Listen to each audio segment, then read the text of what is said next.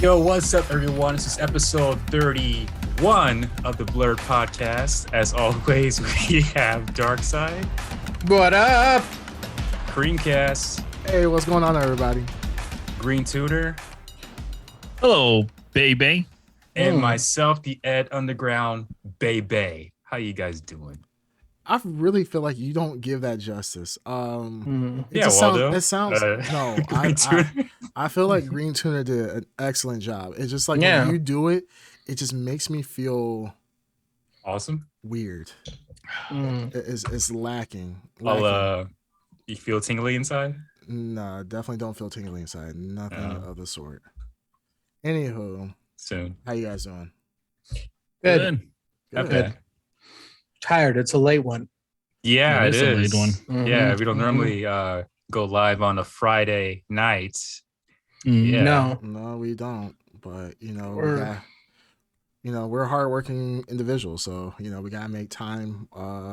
We gotta make time work for us sometimes. So gotta roll with the punches. You gotta roll with the punches sometimes. So it's all good. Yeah. Hey, we're here. Mm-hmm. People just need to be happy. All right. Some of us have jobs. Some of us have days of errands to run. Oh, yeah, I do both. Some of us get constant migraines. Yeah, all three. Yeah. Mm-hmm. All three of those. Yeah. This is kind of awkward, guys. I feel there's a little animosity here. Yeah, someone chose violence this morning. Yeah, someone definitely did. Is everybody okay? I'm good. I'm cool. Okay, I told you I'm tired. Yeah, I mean, we usually don't. Tired of it, shit. You want a Snickers? Wow. Someone wants a Snickers. Wait, what? What kind of Snickers are you offering, Saya? Dark side? Yeah. What the hell? What the hell? Like, we're just like Snickers. I think we need to start using our real names because like we just be messing up so much. We mess up all the time. Yeah, that's what editing's for. Yeah, exactly. What are you gonna do? Like blur it out? Just be like, hey, Dark side. It's gonna be weird. I'm gonna do like the voiceover. Hey, Dark side. That actually would be kind of cool. I'm not gonna lie. But yeah, my week was pretty chill. A lot of work. We luckily for us, like we have really big snowstorm out here. So we've kind of this is not like how you guys are used to snow being plowed out, and like even if you get 3 feet of snow, you're going to work, you're going to school, you're doing everything like normal. Here we got I think about 8 to 14 inches of snow, and pretty much the entire city shut down for almost a week. So it was pretty bad. So but now we're back to normal. Temperatures are getting pretty high, so cannot complain whatsoever. Do you normally get snow out there? We normally do get snow. Like in the wintertime, like it'll be like a dusting. It won't be like maybe 1 inch to 3 inches for the whole winter. But yeah, for this one, it's a big storm. Global warming. Most people think global warming is just things getting hot. Doesn't tell you they fail to mention that it's the opposite spectrum as well, where you get crazy winters. So we get crazy winters here every couple of years. That's pretty normal. Well, they were getting snow in Florida, right, or something then? I think, but snow's not uncommon in Florida, is it? Well, I don't know about Florida. Remember last year, Texas, the whole power grid came down and everything. Yeah, Texas was pretty bad. That people were sending pictures of like their fish tanks. They left the house and came back, and the fish tanks were completely frozen. Poor Texans F-150s were like spinning off the road because they didn't know what to do. Yeah, it was pretty bad. They just started shooting at the snow. Yeah. They're standing their ground. I mean, they got to do what they got to do. I'll tell you what. Yeah, you got to stand on ground, not on ice. You know what I'm saying? So, just versus snow. Yeah. It was funny. Like we have Texans on the listening. Hey, we're sorry, but yeah. You guys kind of crazy out there, so please subscribe. It's pretty crazy. Yeah. So how about you guys this week? Other than errands being ran and so forth all week long. Oh, good. Wow. Did anyone watch the first episode of Peacemaker? I was holding off on that one. Oh, okay. I couldn't wait. I just watched it. You're gonna watch the whole thing. Well, but also, this. I mean, I think Peacemaker's behind we got to watch Boba Fett too, right? So that's next episode. Well, we'll get to it. Well, those two seem very exciting to watch. What? Okay. Peacemaker and Boba Fett. Peacemaker seems exciting, much more so than Boba Fett. I'm not being sarcastic in a way that it sounded like we're being sarcastic. In a different way, I'm being sarcastic. Okay. Yeah, in a different way. I don't follow any of that. Yeah, I don't get the reference either. Let's say I'm looking forward to seeing Peacemaker and Boba Fett more so than something else that I just saw. Hawkeye? Yeah, sure. Why can't you just say that? I don't know what he's talking about. I'm saving things for the.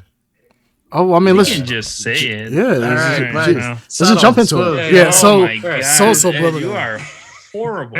Yeah, you are amazing. Yikes. Horrible, amazing. Yeah. Anyways, whose idea was to watch Hawkeye? It was mine. It was your idea. It was just, but it was on the docket. Yeah, it was on the docket. We were gonna watch it anyways. Yeah, we've watched it. Well, yeah, but first we always take care of a small chit chat. Then we dip into it. What, you're trying to change the show format now? No. I'm just but go on. I'll say it for a little bit later. Go on. That's right. Can you place? Hey, Ed Underground. Underground. Can you burp, please? There. That's a that wasn't it. No, there's for ASMR listeners. If you guys didn't know, came out earlier. He picked up the new hobby. He is now into fetish porn, and he is now a fetish actor. Look, I'm just gonna say, you guys weren't on the stream earlier, and Ed Underground claimed to have burped, and he made the most chill, relaxed orgasm face I've ever seen. I've never seen a human being burp like this. Well, he's a professional, so clearly. I am. I mean, he did it twice. Yeah, how do you expect him to get the big bucks if he doesn't know how to burp professionally? I mean, I was donating, so I'm ready. Yeah. Ed, how did people pay you again? What was the currency people pay you in? Through subs. It wasn't. No, it was through subs. There you go. I thought it was. Well, what type of subs are you taking? Like footlongs? No. Oh, I was falling for those earlier too. That was pretty good. I was asking him about what's it called? Mind Goblin. Mind Goblin. Yeah. Nuts. Yeah. It just kept falling for all. You like Mind Goblins? No. He got dunked out like 3 times in a row. He just couldn't help it. He just didn't learn. But you're the same one person. I mean, I was looking at your stream today, and we were talking about The Matrix 4. And then you had the audacity to talk about, I knew everything about The Matrix. I knew everything of trivia. I knocked it all out. I did not say that. You did say that. Go watch it. I was saying the questions that was asked on that day. All the trivia. I answered all of them. Why did it correct me like, no. Whoa. I didn't say the trivia. I said questions. No, you missed a couple. What couple were those then? Because I don't remember. We'd have to watch the episode. Watch the episode. If I recall, I answered all your questions. No, he got. I think for the second episode, he got the questions. He did so much like cramming because we had to redo that episode. That's what I'm saying. Like the original. What's the name of that white room? Real quick. Yeah. I don't know. You tell me. No, you tell us. No, come on, tell me. Come on. Go ahead, tell us. What's the name? What's the name? We're asking you. No, I have to answer any questions. Say it again. Yeah, you can. You forgot it. If you're so forgot it. If you want to hear, all my answers to your questions, you can watch your previous episode. Can you answer the question? I already did. No. I already did. But go on. Just do it again. How hard is it to answer again if you already know it? It's a basic question. Yeah. You the first time we recorded this, it's a basic Matrix question. You forgot it. I already answered. Or you didn't know. And then the second time you crammed like you were Korean going to college. Wow. What in the world? I mean, he was eating like baby squids while studying for the test. They take it seriously over there. They do take it very seriously. Yeah, especially it's called like cram school. Yeah, go to Japan. I mean, you need those Is Cascade on the chat by anyway? Is he? They probably got nobody on there. I don't think he's on the chat. No, there's no. Yeah, he had some pretty good jokes last time. He did. Gave Ed a run for his money last week. All but right, if you want to hear my answer to the construct, you can watch a previous episode. Oh man, He you Googled Googled it. so He hard. Googled so it. Come on! What? Oh yeah! Shit. Look at my hands now. You can see him googling so hard. My phone is a webcam. What are you talking about? Yeah, sure, Wait, sure. What, you don't have Google on your computer? Let me ask you this. I gotta open Ed, it. You see, Ed, you Ed, see let me how ask you this. Let me ask you this. When we asked you the question immediately, why didn't you You're answer? so Why did you smug. wait? You want to see I my know computer? it's- Hold on, huh? You see my hands? You want to see the computer? Boom. You want to see the tabs? It's red circle, He-Man, Twitch. No. Red circle. Whatever. Answer my It's just when you're when so I asked you smug the about it. question, No, the I asked you the question the first time, and you evaded it like crazy. Yeah, because I said, hey, I already answered all your questions because we're No, going to go through this whole Well, why did rabbit hole you thing. bother to answer it then afterwards? Because I want to answer something already answered. Right.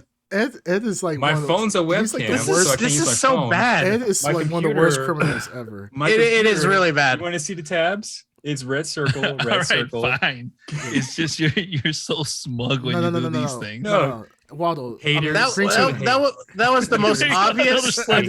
did Haters. Go green to hate. tuna. All right, let's let Greencast say his piece. Haters The go to funny thing hate. is Ed did this. He did like the stupid like my parents are dumb, so I'm gonna say something and they're gonna believe it.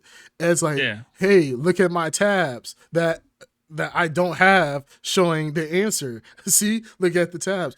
Don't look at the history though, but look at the tabs. You want to see the history He-Man. too? And My- computer- Anyone watching the video, go back and watch him go on the computer and start looking at it. You can computer's see his right hands there. go. Well, just watch the video. We'll just watch the video. yeah, we'll watch Yeah, the video. My computer We'll watch the is video. over there. We'll watch the video. Mhm. My computer. That's why we got the might have to video go here evidence. and type. You guys are Yeah, just yeah, fake- sure. You guys are Sure, just sure. fake fans.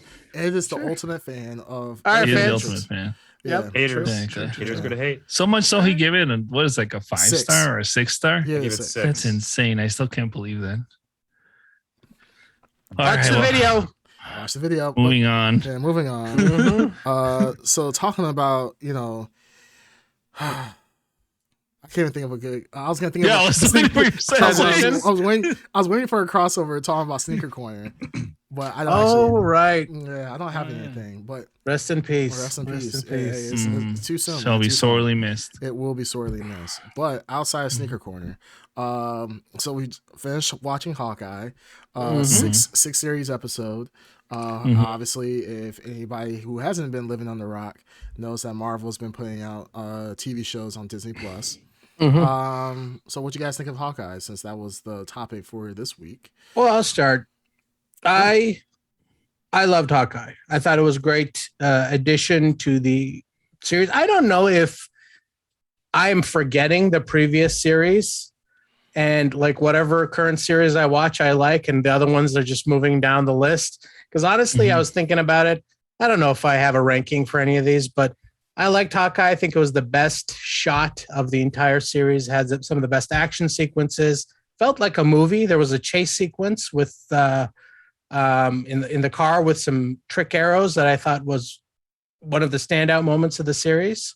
I can't think of a single actor that wasn't good in it. The characters were really good. The performances were really good.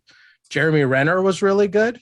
I'm a sucker for like the Die Hard-esque Christmas kind of thing they were going for. Like, I really wish, I'm okay with how the series worked out, but I really wish this whole series took place on Christmas Eve, like one night. That would have been awesome. Yeah, You know what I mean? One crazy night would have been awesome. yeah. But the way they did it was still cool. It's based off of Matt Fraction's Hawkeye run from a couple years back. Highly recommend that run. Very good. Kind of made Hawkeye relevant again. So you got a lot of those elements were brought into the series, including Kate Bishop. She's a longstanding character, and I'm glad she finally got her due. So I look forward to seeing where they take her. I guess I got some other thoughts, but I'll let you guys get to your initial thoughts. Well, they actually did what you were hankering for, which was street level crime. Oh yeah, baby. Instead of taking it into like, worldwide, world ending events. Yes. Yeah, I really liked it too. I think only one character I didn't like, which was what is it, Eliana? Whatever. Oh, Yelena? Yelena. Yeah, that Yeah. character just rubbed me the wrong way. It didn't fit in the overall story for me. Yeah, at least. She was. It seemed like it was just. She was shoehorned in. Yeah, it felt crammed in just because of that Black Widow teaser, which doesn't really make much sense cramming it in. Yeah, it didn't. I think if they had removed her, it would have flowed better. Yeah. But yeah, overall, really good story. I don't know if it's my favorite. I think Loki's still my favorite. Yeah. Really great, and I love the fact that they're bringing in the Netflix. Yes, I was about to say, probably Kingpin my favorite addition. Was so good. He's badass. So good in that role. He is. And I love the fact. Go ahead. Oh, I love the fact that they made him comics accurate, where he's basically like superhuman. Ripping off car doors and everything. I'm like, cheers. Yes. Yeah, I thought that was pretty cool. A guy that goes toe to toe with Spider-Man. Yeah. You know, how is someone, with way less strength going to be able to handle him? So yeah, right. And they never explain it. Where's your kids? He's just a big fat guy. Yeah, he's just really strong. Yeah. Actually, I'm not gonna lie. I started to research. Like, I'm like, as a kid, I don't remember why Kingpin was such a badass character. Like, he's going toe to toe with people that can catch fucking cars and can do all this crazy like acrobatics, and he can literally just rip through walls like it's nothing and rip like car doors. So I was like, man, why is Kingpin like? Cause I just remember as a kid, he never explained. He was just a badass, really strong, super strong, inhumanly strong, inhumanly strong, right? Yeah, it started out like super, like she shoots him point blank in the chest with an arrow, like at like just snaps it off. 3 feet. No, it like sticks into his chest and he takes it out. And then from that moment on, it gets crazier and crazy. He gets hit by a car and goes through like a well, first was the arrow. First was the arrow. First was the arrow. The point blank arrow. Yeah. The mother hits him with the car. Right. He's pretty much got blown up point blank range with trick shot explosive arrows, and he just walks away just like dirty. He just has some scuff marks on him. Like, he's practically bulletproof and explosive proof at this point, which just makes it awesome because he truly feels like the random street level bad guy, like Hawkeye was saying, like, hey, there's some really bad people, but the top guy is the most dangerous guy. I really thought it was going to be, spoiler alerts, by the way, for this episode. I thought it was going to be the stepfather. And then they kind of. Oh, right. I thought it was him the entire time. And then boom, it's Kingpin, and he's actually the bad guy that Hawkeye has been warning about the entire show. I just thought that was pretty cool. So yeah, I thought that is cool too, because they could even link into what Darkseid was saying, where now there's a bigger possibility of this. Hopefully, this Kingpin, D'Onofrio, meeting Tom Holland's Spider-Man at one point, which would I'm gonna call it right now. Absolutely insane. I'm gonna call it right now. The next Spider-Man movie will be Spider-Man and Daredevil versus Kingpin. That would be amazing. It makes the most sense. Like, he's now an independent hero. He's on his own. They introduced him already in the last movie. Yeah, I want to see that. Daredevil. Yeah, Daredevil's in the universe. Yeah. Vincent D'Onofrio's in the universe. Oh my God, it's lining up. It's perfect. Yeah, it's lining up, and it does make sense for the next one to be back to Spider-Man roots. Get away from the cosmic level, Avengers level stuff. Like, he's the friendly neighborhood spider, and who's in New York and who is that street level gangster but not an Avenger level person is Kingpin. Kingpin's not like a Lex Luthor in the DC universe where he's a cosmic, he's Justice League level threat at certain points. It's just Kingpin's just a underground thug. That's what he is. Yeah, underground thug, more city level, not really like a Magneto or someone with that kind of power. Right. Isn't there a Daredevil movie coming out sometime next year, I think? I don't think they announced a Daredevil movie. Do not know. I don't think anything has been announced thus far. I mean, so far, the series has been what's worked on for Daredevil. They tried movie, but it just didn't stick. Yeah. Man, Michael Clark Duncan was a solid Kingpin, though. He was a solid Kingpin. Rest in peace. I still think D'Onofrio's better because they had more time to develop him. D'Onofrio's voice, the thing he does with his voice, that's soft. Soft but gruff. Like, he does sound like the perfect menacing for some reason. Yeah, very menacing. Because he can use that to be a charm.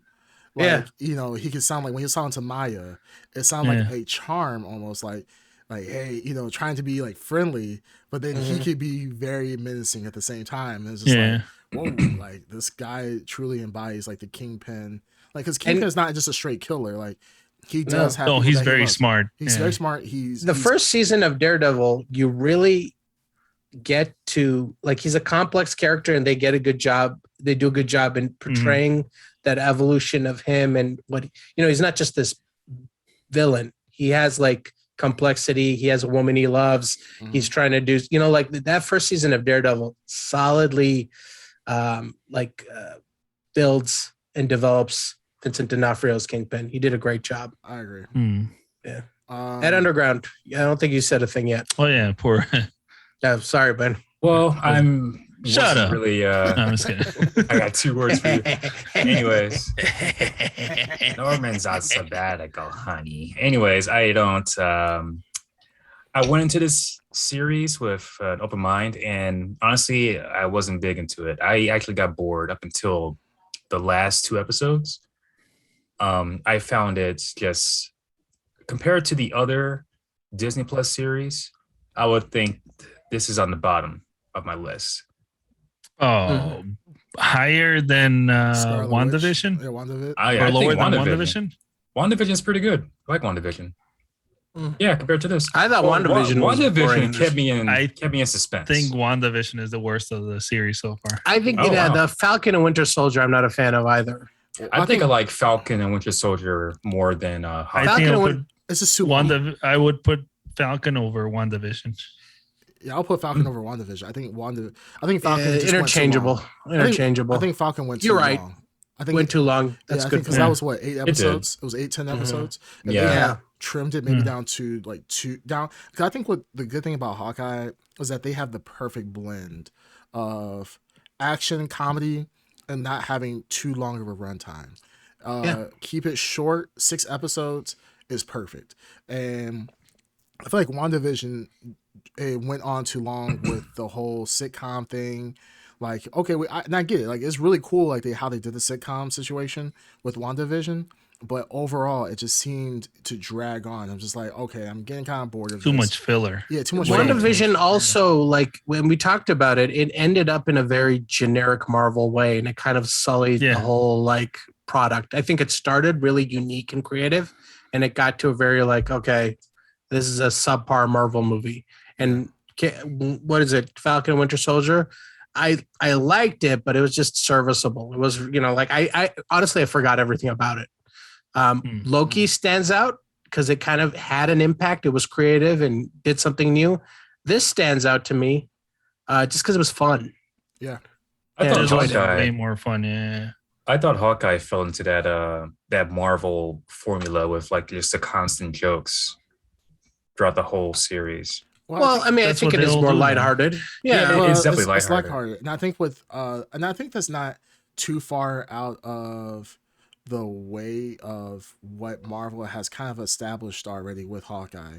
So if you go back to the Age of Ultron, Hawkeye started to joke a lot more. He was kind of the comedic relief in a lot of sense with the Marvel characters. You got all these guys who are superhero buff, and then here comes Hawkeye, just a guy with a bow and arrow. So I think they lightened Hawkeye's his role overall in the Marvel universe, and then taking that into this, it's like at the end of the day, you gotta remember this is a guy, he's losing his hearing because of all the stuff he's done. I love that. Yeah, I like that. Yeah, so like I think they've set up a great precedence of why he is the way that he is. Why is a lot of comedy in it? Because at the end of the day, you gotta think about it. He's a super assassin who has, let's just say like most assassins, they don't live long lives. I think even Natasha talked about like, in their line of work, they don't live long lives. But he's become an old assassin, pretty much, an older assassin. His body's broken, and he's not the same, super soldier that he was. Well, not super soldier, but the same super assassin like he was back in the day. So I think like going with the comedic route in Hawkeye was a very good touch, because we've gotten the seriousness from Falcon, the Winter Soldier. We got the seriousness more also in WandaVision.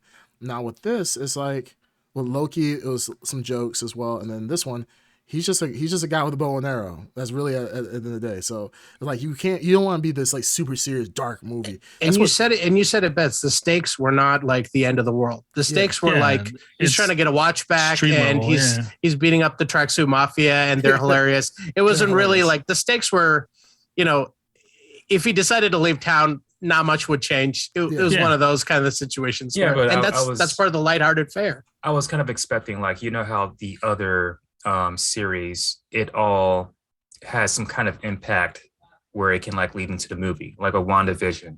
Now she's Scarlet Witch. Of Loki, now there's two. Well, Loki, the girl Loki. I'll be honest. That's why I like this a lot. This is like Hawkeye, the Christmas special. That's really what it is. Basically. It really did. That's the point of this series, though. It's not worldwide. It's not universe changing. We just talked about the worst aspect of this series was, the worst character. Yeah, Natasha. Yelena. Yeah, and she's exactly what you're talking about, cramming the Marvel MCU connection into this, and it just didn't feel right. But this movie it didn't. But this show on its own, independently, felt like fun because it is fun. Disconnected to all that craziness. Well, also that's what reminds me of another show that was one of my other favorites was Punisher on Netflix. The same reason why it's all street level crime. It's all low, and there's no like the Punisher. I guess is still existing in the Marvel universe, but he doesn't really affect the outcome of like worldwide events. Nothing, but it's still a very interesting story and a very compelling character to see. I'm not saying it's not interesting. It's just that like he's an Avenger. There's got to be at least some kind of connection to like a upcoming. I mean, he's just a guy. There is a connection because remember we were talking about the new Avengers, right? So you have this new Hawkeye. You have a new Scarlet Witch. So these people are probably going to be introduced and given bigger roles later on as the series progresses. So this will lead to it. But you got to remember, I mean, at the end of the day, once again, we never got Hawkeye introduction other than the first Avenger movie. The first Avenger movie. Yeah. Well, that's why I was expecting something like big out of this. But what I'm saying is that you don't need any more from Hawkeye. He's a father, he's a husband, and you know so much about this guy already. Ronan, we got in Infinity War, we got Ronan. Exactly. Our Endgame, we got Ronan. So we see what he's been doing. There's not much more that needs to be known about Ronan other than the fact that he was killing all this organized crime across the world. He's now all this organized crime. All the descendants of the victims want Ronan dead. He's a true sense of a true vigilante out in this world. And that's all you really need to know. We got the backstory of how Fury hid his family and took him off the grid with Ultron. So we've gotten his backstory enough. And at the end of the day, like once again, we got the Budapest incident that they kept referring to with him and Natasha and Black Widow. So we've gotten his story and pieces of the story enough to make sense. And like Hawkeye, like I said, at the end of the day, he's a dude with a bow and arrow. He's not some cosmic god where we have to introduce new worlds to. He's getting integrated with the world with Daredevil, the Daredevil Netflix series.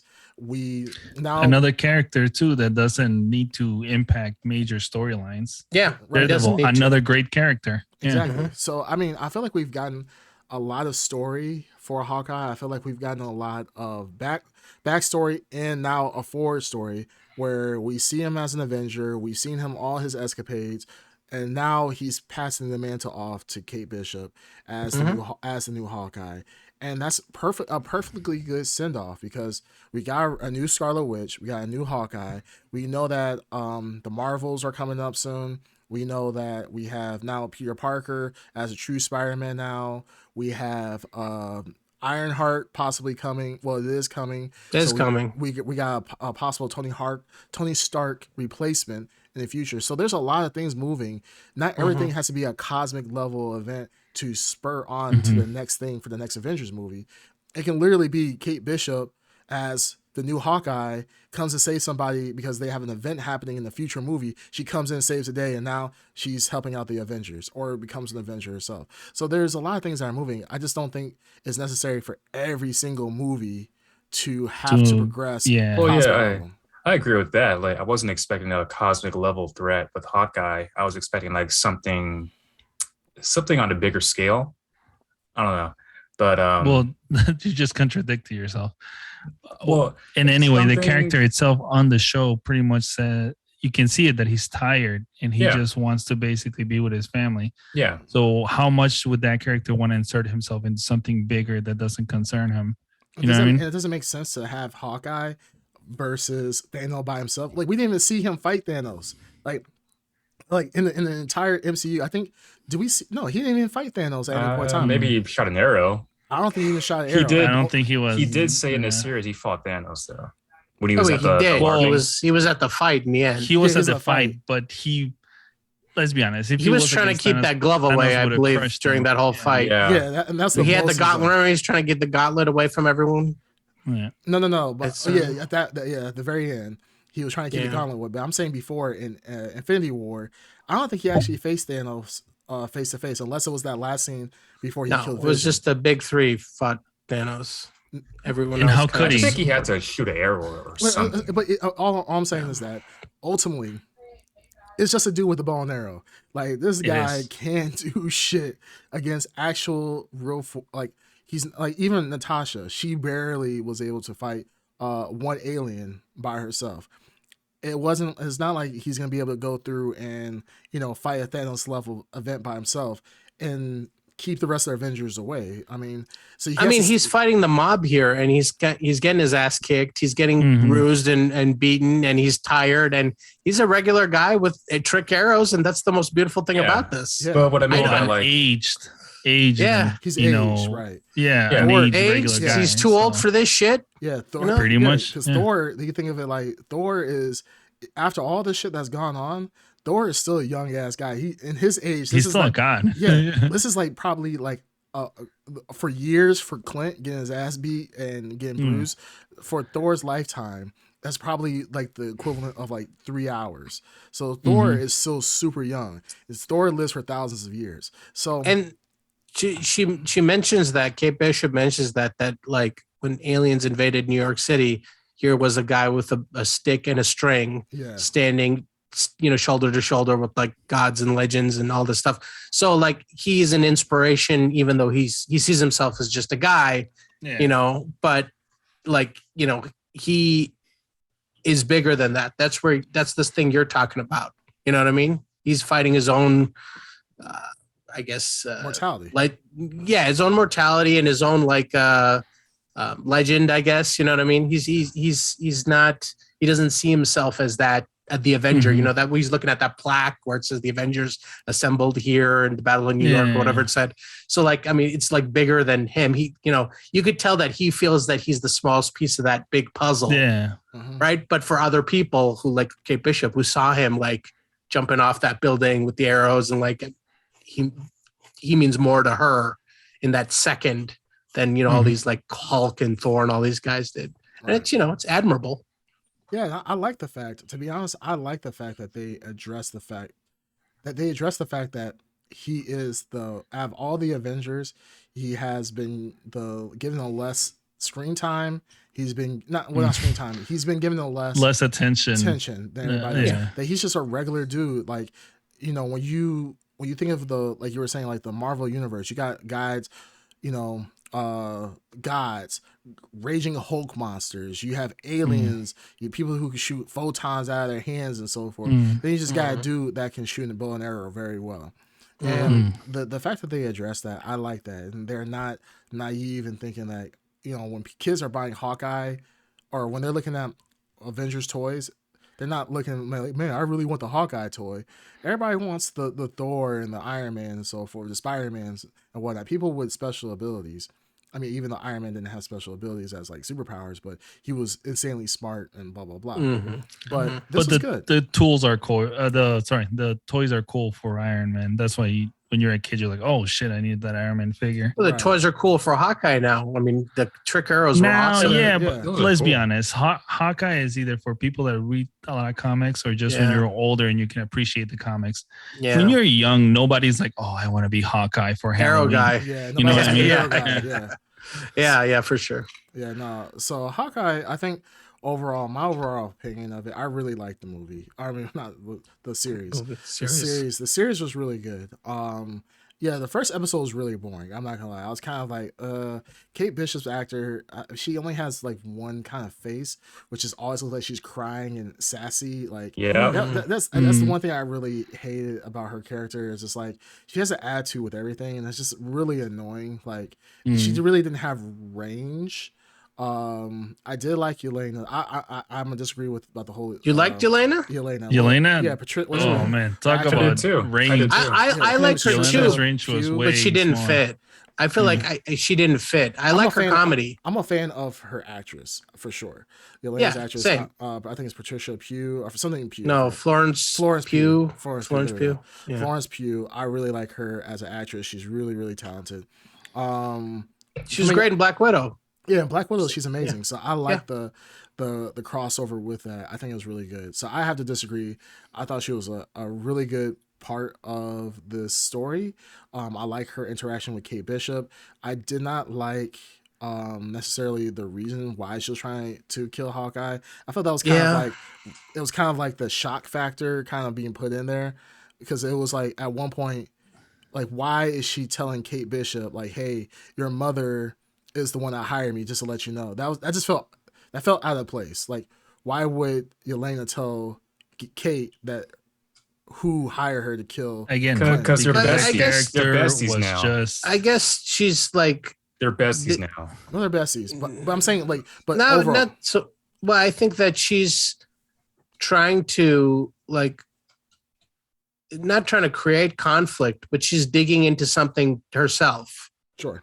Like you had to see that whole interaction when she came to kill Hawkeye, and then she meets Kate Bishop, and then she kind of starts to like Kate Bishop, and develops like besties.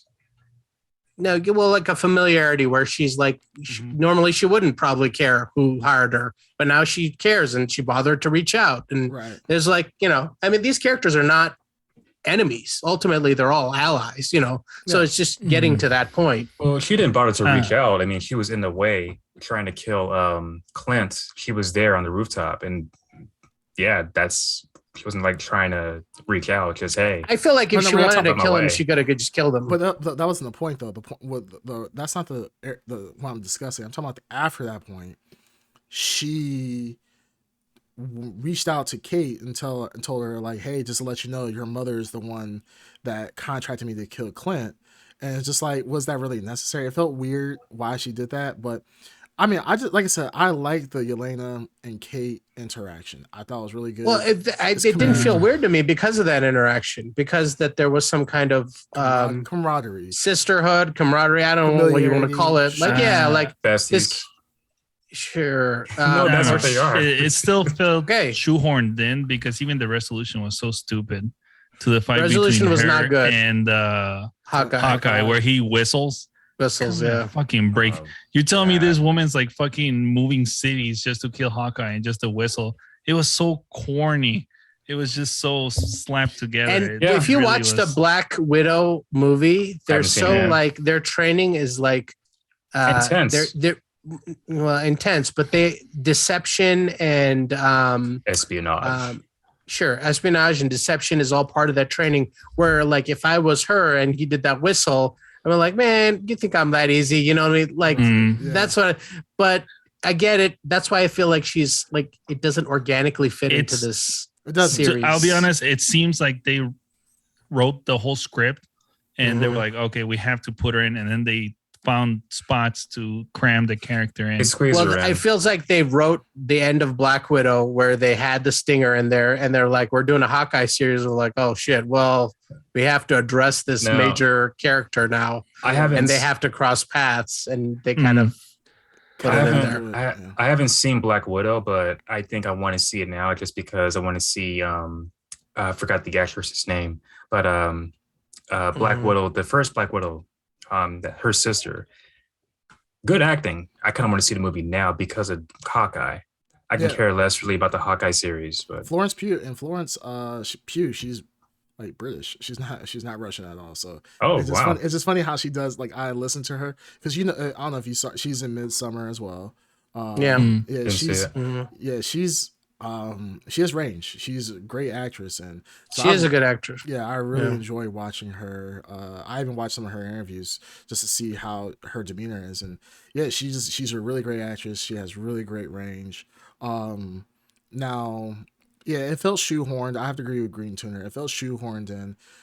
I mean, the zinger that they add at the end of Black Widow, it makes sense of why they did it, because at the end of the day, like Hawkeye, well, spoilers, man, and I do want to see it. No, I don't know. Yeah, but it's like you saw the end. You saw Hawkeye, so there's no real stinger in it but for still, you. I want to because fuck yourself. Well, So what does it just say? The zinger is that she was looking for who killed Natasha. That's all she says at the end of the movie. She goes to Natasha's grave because now it fast forward because Black Widow is before in Infinity War, obviously in Endgame. So isn't it Contessa? Contessa's in the Contessa comes at the end. So tells her Elena finds out this is after the blip, and we don't know how she disappeared and came back from the blip. We just know that after the blip, Natasha, she comes back somehow. Or she goes into Natasha's grave. She sees Natasha's dead. Contessa comes up and blah, blah, blah. They're talking. And then I think Contessa tells Yelena, like, hey, Hawkeye was responsible or something like that. Somehow. Yeah, do you want to get the guy responsible for your sister's death or something? Right? Yeah, and then come to find out, obviously we know that she's talking about Hawkeye. So that's why she's going after Hawkeye right now. It's not even about the hit per se. It's the fact that this is personal. Yeah, so that's the zinger. So it's not she's like it doesn't mess up the movie or anything. And it also shows her like naivete or not maturity, but like she's not as I guess not as mature as Natasha was, or as easily manipulated where she was in this case. Like her emotions were manipulated. Yeah, they already had that character in the Hawkeye show, which was that Russian or whatever. Mute. Echo. Maya. It's Echo. Yeah. Oh, sorry, Echo. Maya. Yeah, AK Maya, Echo. Yeah. Maya. Yeah. Maya was the same way. Very mature. Yeah. Very. She was good. I liked her. Oh no, I liked really that liked actor. Her. Yeah, but that's what I'm saying. They already had that storyline already set up for another character that did it much better. Yeah. No, they did. At least in the Hawkeye series. Well, the Hawkeye series, I feel like it came weird at the end because. Remember they said that Hawkeye said that he got a tip when he was Ronin. He got a tip about the tracksuit mafia, and that's why he went after them. So was it her friend? Kingpin tipped off Ronin right. to wipe out Maya's father, to kill Maya's father. Kazi. No, sorry, Kazi. Is it Kazi? Yeah, Kazi. He tipped it off, right? He wasn't there, so maybe he was aware, but Kingpin and him were in cahoots, though. Yeah, I know that it seemed like Kingpin and him were in cahoots, but I didn't know who actually put the tip into Ronin. Who's the tipper? I think it was Kingpin. But it might have been. Kingpin kills a lot of associates. He's not. No, but I think Ed's on a good point. Maybe it was Kingpin that told Kazi to put the tip in. He put the tip in. Wow, never mind. He tipped it in. It's all right. He put the tip. Just the tip. He put just the tip in. Yeah, he put the tip. He did the tip, and then he didn't show up obviously to when Maya's father got killed. Then that makes sense. Okay, so that's probably that makes more sense. Yeah, because that was just weird how it was. It's like Maya knew that Kingpin portrayed her father. It seemed like, and instead of like killing Kazi, since he's the one that did.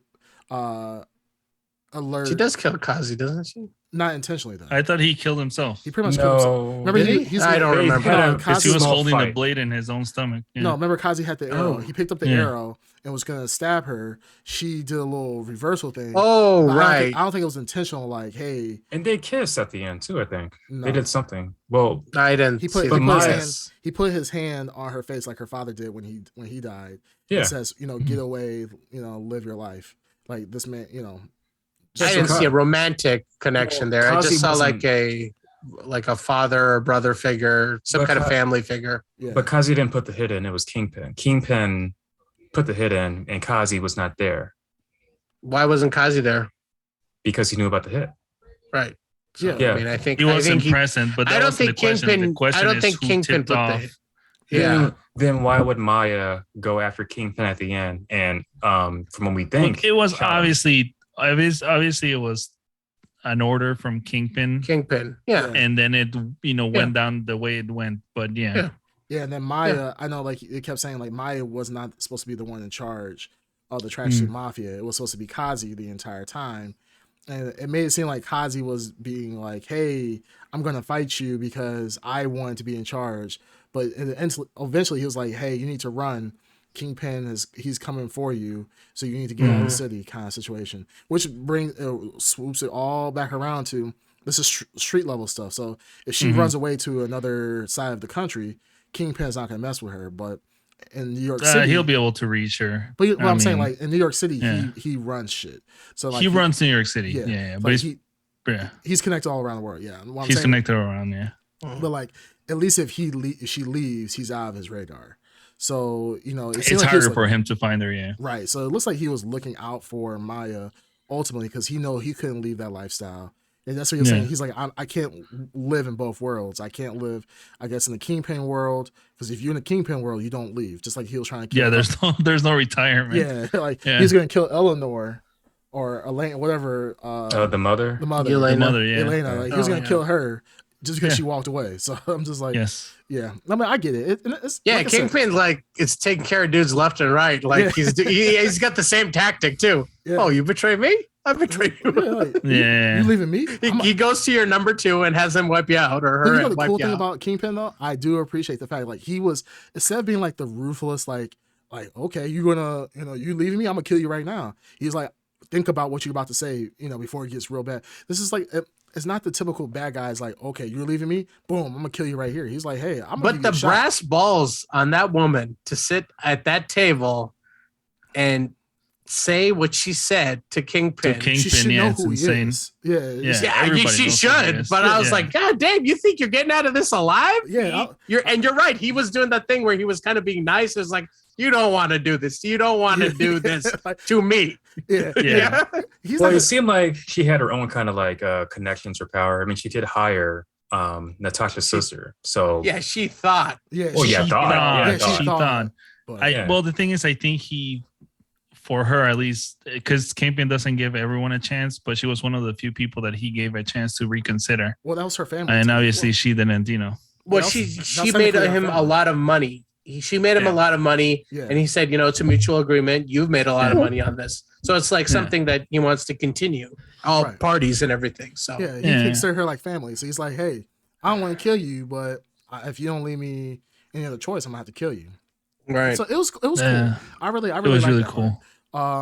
It's just he's not just like this one-dimensional bad guy. And then the fact that we actually saw Kingpin active, because Kingpin could have just been like, hey, I'm just gonna send the Tracksuit Mafia. Just sitting down, sitting down. But that motherfucker came and ripped that door off. I was like, who the fuck is that? And then I saw that suit. I was like, shit. Oh, so cool. Wilson Fisk, bitch. Wilson Fisk, yeah. And I love that he had the cane and everything, and then the Hawaiian shirt underneath the white. Yeah. I do like that. Call back to the comics. It's called back to specific from the comics, but I loved it. Things like that. And then he had, I know Kingpin, I mean, is like his white suit. He was wearing a white suit. I mean, it was just well done, very well done. D'Onofrio pulls it off really well, even though he's getting older really too. Like you see, like from the old Kingpin, he has like little little wrinkles, but he still pulls it off. And I'm not gonna lie, I was shocked as hell. See that Kingpin was in. I avoided all spoilers for Hawkeye, but the fact that I saw it, I was like, holy shit got real. I'm not gonna lie, I was kind of hoping like we'll see some like quick like Daredevil cameo, like not. I was too. Yeah, me too. I was waiting for it, but I'm glad I didn't. But I'm glad we didn't. Yeah, I didn't want him like come in and start beating bad guys up. But I want to see. I just wanted to see like some type of a silhouette or something. or something like Or that. like a reference to Yeah. reference. because in the Netflix series he's not called Daredevil, he's just the Devil of Hell's Kitchen. Yeah. Like that's what he's known as. Yeah. So yeah, just some kind of reference. He Yeah, put him in something. jail, he did all that stuff, yeah. Yeah. But no, it's good. But- I'm looking forward to it. I'm looking to see more of Kingpin in the future. Yes. D'Onofrio has been talking about the fact that, and didn't he recently get on an interview and talk about the fact that he wants to play Kingpin almost forever, as long as he's able to. He wants to play Kingpin. So that gives a lot of speculation that we might be seeing more of him, especially with Daredevil. Kind of a lot of these. I Netflix tell you, shows, Daredevil. Netflix and Netflix is Not reuniting Netflix, they're reuniting these shows. Or not, they're not reuniting it, but they're allowing these shows to show up. So the next place he could show up, and spoiler for my honorable mentions of our upcoming list here, the next place he could show up, maybe if we're lucky, is in the Moon Knight TV show. yeah. That's another very grounded New York City hero who has crossed paths with Kingpin before. So Well, Kingpin crosses paths with everybody. everybody. Yeah. Because he's just a regular guy. It's not like you have to write him in. Well, if you're operating in New York City, you are messing with Kingpin's you will operation. eventually. Somewhere. Yeah. It's not like That's you why have to you're worry. Yeah, you don't have to worry about Galactus or anything like that. Like because Galactus, you have to purposely write him in. Because it's not like you're gonna be like, yeah, I'll stop the guy from robbing a bank. Then, holy shit, Galactus just show up out of nowhere. I mean, that's 90% of the people that Spider-Man and Daredevil are beating up on any given day are working for the Kingpin. Yeah, exactly. Yeah. Some way, Punisher somehow. too. Yeah. Yeah. Everybody, and somehow if they had like a 6 degrees of separation between every villain we've ever seen, from the Vulture to anyone, you could probably connect them right back to the Kingpin. Back to the Kingpin. Yeah, Probably could. I guarantee you, and that'd be so cool if they did. You know what I would have loved to see, but it's probably not going to happen. It's I want to see a Ronin series or some kind of Ronin movie. Yeah, you won't see that. It's not going to happen. Yeah, it's I not think gonna they- happen. Definitely took out the Ronin character. Well, at this Yeah, point, they yeah. barbecued the suits. So Yeah. Please go back or something. Like I don't know, because No, I think Ronin is pretty like it's not designed to be like a long-lasting character. I think you got the most out of Ronin in the like 5 seconds of that sad look that Hawkeye gives Natasha in Endgame. That's all you really need to know about Ronin. Even in the comic, when he was Ronin, not that interesting. I'll be honest with you. Everyone was like, "Yeah, he's Hawkeye again." Yeah, yeah. Ronan's not. I don't think Ronan's meant to be some. He's not meant to be. a Well, you know standalone what? character. I think that if I'm remembering it correctly, I could be wrong, but I think Echo, who's Maya, becomes Ronin. I think they swap. Oh, really? I could be totally wrong. That's been years since I read this run, but I mean, even if you're wrong, I would not mind seeing that. yeah, I maybe. think it's a good. It might be possible because she has such a connection to Ronin now. But the thing is, So, it's like interesting. I mean, would we really want to see that? I mean, No, I guess don't. yeah, Wouldn't mind. we like because even then, like even at the end of Hawkeye, things have get pretty much wrapped up. There's yeah. nothing. There's nothing at the end. There's no spoilers. It's that stupid Musical thing. Yeah. which was God, it's so dumb. It was. Yeah, It I was so skipped stupid. over the whole thing. Yeah, I did. Why? I scanned it. Yeah. That was terrible. Yeah, I saw the first one. The first. It wasn't musical. terrible. I thought it was.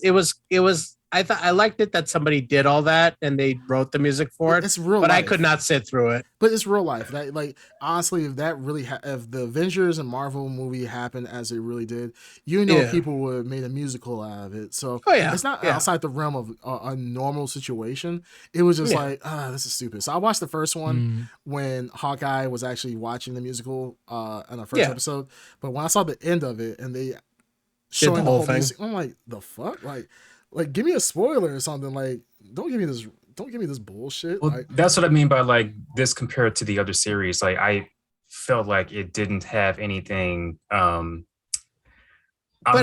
felt like this was like the capper. The year's over. This is the last Marvel series. This was our Yeah. year. Man, come on. These were your series. We'll be back with well, something else. He's But training. The assumption is that he's going to be training Kate at this Kate. point. Yeah. So he's going to be training her to become the next Hawkeye. So at this point, it's just more of like they're you don't need to both Hawkeye technically. well, they're both Hawkeye, but no, Like in the MCU, they're and like the No, comic in books MCU. right now, They're they're two both Hawkeyes. Yeah, they're two active Hawkeyes. But what I'm saying is that probably what's going to happen, because we've seen like all the MCU people have retired, they quit, well, they retired at this point. So other than him and Thor as the original two at this point, you got Banner. Oh, Banner as well, but whatever. Well, Thor is going to do at least Thor 4 and Love and Thunder, and then he's going to do Guardians. But he would also transition his power to Natalie Portman. Natalie Portman, yeah, her. But we don't know for sure. But I will go out on a limb and say that that'll just be for that movie. I guarantee it's not going to be. Natalie Portman will not be doing. I don't think she had much of a fun time doing the.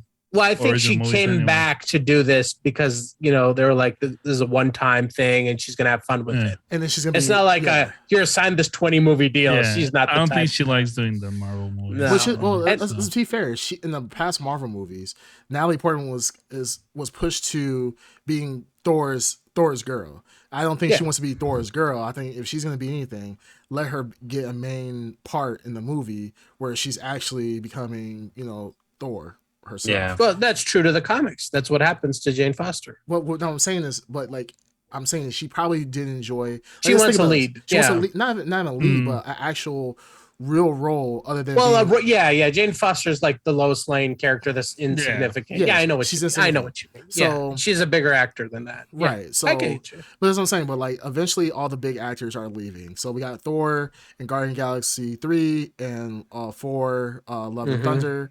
And then with Hawkeye, this is kind of his, hey, and by the way, I love Jeremy Renner. I wish we would have more of him on the Marvel, MCU universe. But honestly, he's probably done. He's probably done. Yeah, he's done. Yeah, I don't think he's done. I think you'll see him in some role. You'll see future, him, but you're right when you're saying. I agree with you. What you're saying. He's not going to be Hawkeye. He's not going to be the main Hawkeye anymore. Yeah, Kate Bishop will be the new Hawkeye. He might have cameos, like I'm training her, but I don't. I think the hero stuff. He might be just like he's retired from the hero game. You know what I mean? He'll be like the mentor that kind of helps around. Yeah. Or better yet, he comes back as like that grizzled, I was out and they pulled me back in kind of. Then I'm in for that series too. If they do you mean Old Man Logan? No, there's literally a series called Old Man Hawkeye from the Old Man Logan. But isn't Old Man Hawkeye? Isn't he like actual killer at that point? Like isn't he back to killing people? He's also blind. Yeah. Yeah, he's blind. Yeah, he is blind. Yep. Yeah, I forgot about that. I mean, in Old Man Logan, he was still a killer too. But isn't Old Man Logan? Wasn't he blind too in that one? I know he's blind. Old Man Hawkeye's blind. Yeah, he gets killed off. I know, but I'm just saying like he was. No, but he's still blind. A cold-blooded killer in Old Man Logan. Yeah, man. Yeah, Old Man Logan. He's an actual killer. Well, everyone is so like cynical and jaded in Old Man Logan because the world is so fucked up. Yeah, the world's pretty fucked up. Yeah, let's be real about that. But I'd love to see that if they ever did Old Man Logan. Well, they did. And we had Logan, which was. That's amazing. Yeah. Logan, which was they've already touched that, so I don't think they're going to go back to that. Well, let's just say that version of the MCU would be interesting. I don't think nobody has the balls to do it. Wait, hey man, we could go there in the Loki side universe. They're not going to do a rated R movie. Hold on, what you say, Green Chair? I say I'm fucking every day. I'm just waiting for the X-Men to actually finally come through. Oh yes, into Disney. Please. They're sorely needed. Please. I don't know if they're sorely needed. Just for me. See, the thing is like we lost Logan, so we lost Logan. What's his name? Hugh Jackman. Hugh Jackman as Wolverine, which even though he doesn't, we've talked about before, he doesn't fit the profile of Wolverine being some 4'4" midget. Exactly. I want ripped Danny DeVito. I told you. Yes, roided up Danny DeVito. Yeah. But the thing is that Hoskins, bring him back from the grave. Yeah.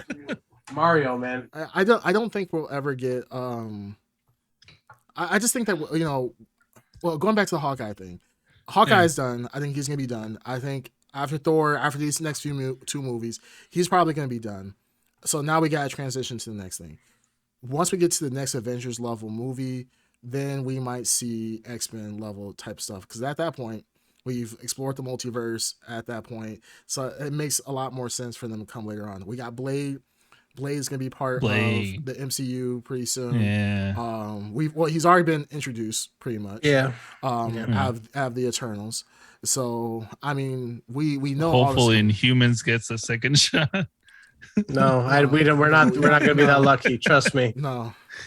Well, you know what? They might, because Fantastic Four is the entryway to that world. Four too. Yeah, Fantastic So if Four. trust me, Kevin Feige is he didn't blow the load on Fantastic Four because he knows it's a doorway to a wealth of Marvel's best stuff, including the Inhumans, including Namor, including a whole bunch of stuff. So. Yeah. And the connection with Black Panther, they did that before even the Fantastic Four got there. So now that they have Deadpool, right? Because they're gonna still make rated R Deadpools. They said. Yes. Do you think we'll see Punisher back? Ooh, I hope. Seems to have been cooling off for a while, right? I don't know. John Bernthal is a good. He was a good Punisher, and I think that Punisher. Why would they recast it? Why would they recast him? He's kind of a perfect casting. Well, they can't. Yeah, he is by far, I would say honestly, the best Punisher to date for sure. I like Thomas Jane, but John Bernthal is. I agree with you. Thomas Jane. You guys are forgetting someone. Yes. Okay. Yeah. Who was that middle one? No, not him. No, no. It was the other guy. Damn. Lundgren. All right. Yeah. Dolph Lundgren. Yeah. Dolph Lundgren. There's four. So Dolph Lundgren was the first Punisher. Wait, he was the first Punisher. No, there's Dolph Lundgren. There's Thomas Jane. Thomas Jane, and then there was a middle one. The Warzone. Yeah, Punisher Warzone's a movie. A lot of people didn't watch it. It came out after Punisher. Was fucking What's insane. that guy's name? Dominic it was something? a different guy? I don't know. Yeah, it was a different guy. Is Dominic? Did you guys watch it? Warzone? No, I didn't see it. No. I did with Jigsaw. With Jigsaw, I liked it. I didn't see it. I didn't know there was. I didn't know who the actor was. Campy. Was this like straight to DVD or something? No, it came out in theater. Ray Stevenson. Wow. I mean, the dude looks good as Punisher. I'll be honest with you. He does look like Punisher, but it was not a good movie. Wow, I didn't know this existed. It must get like a no. Oh yeah, Wayne Knight was Microchip. Microchip. I remember that. And then Bernthal was the newest one. Yeah. John Bernthal is dope, dude. He's a dope Punisher. Yeah. So I mean, we have a lot of hope with Vincent D'Onofrio, with Charlie Cox and Spider-Man. Yes. Come on, man. Yes. Come on. Yeah. Just give us Punisher. Can you Just imagine put him that? in there. I don't even want the MCU anymore. Just give me street level Marvel. It's where I want to be. Well, it'll be the most proper crossover. You have Kingpin, Matt Murdock, Daredevil. You have Punisher. You just bring all these street level vigilantes together into an actual real series. I mean, hell, bring in Jessica Jones. I mean, you could bring Jessica Jones was good. Jessica Jones was good. Jessica Jones was great. What's his name?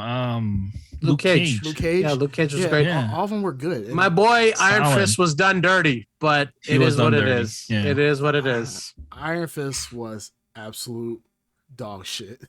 Let's be real. It wasn't good. No, that's what I'm saying. He was done dirty. He is the best character out of that bunch. He just was not done well. No, he wasn't. Yeah. He just was not done well. It was very cheesy. It's super cheesy. Yeah. So yeah, give us a street level crossover. And I think with the new direction, just bring back the Netflix series, man. Bring back all the Netflix series. Well, that's what they've been doing. They've been bringing out the actors. Take it away from Netflix, put it on, give it to Disney. And do it right. That's what I'm saying. Yeah, I wonder what the legal cobweb is with all that. I have to do some kind of partnership. Yeah, obviously there's some sidestepping that otherwise Disney would have done it already. Where Daredevil, like everyone loves Charlie Cox as Daredevil. Everyone loves Vincent D'Onofrio as Kingpin. Everyone likes, Punisher and Luke Cage. Everyone likes these characters. Christine Ritter was good as Jessica Jones. Yeah. There's with just the exception of Iron Fist, everyone, all these other characters. Yeah, it's really Iron. Yeah, it's really Iron Fist. And I think Iron Fist has kind of killed the whole Netflix. Well, I mean, even if I'll be honest with you, I think Creamcast might be right. That was the start of the end. Yeah, it was the start of the Iron end. Fist. Iron Fist was the last. It was. one. It was. Iron Fist was the last. I one. mean, it peaked again because I think Punisher got a series right after. Yeah. But I don't put Punisher with that. I'll be honest with you.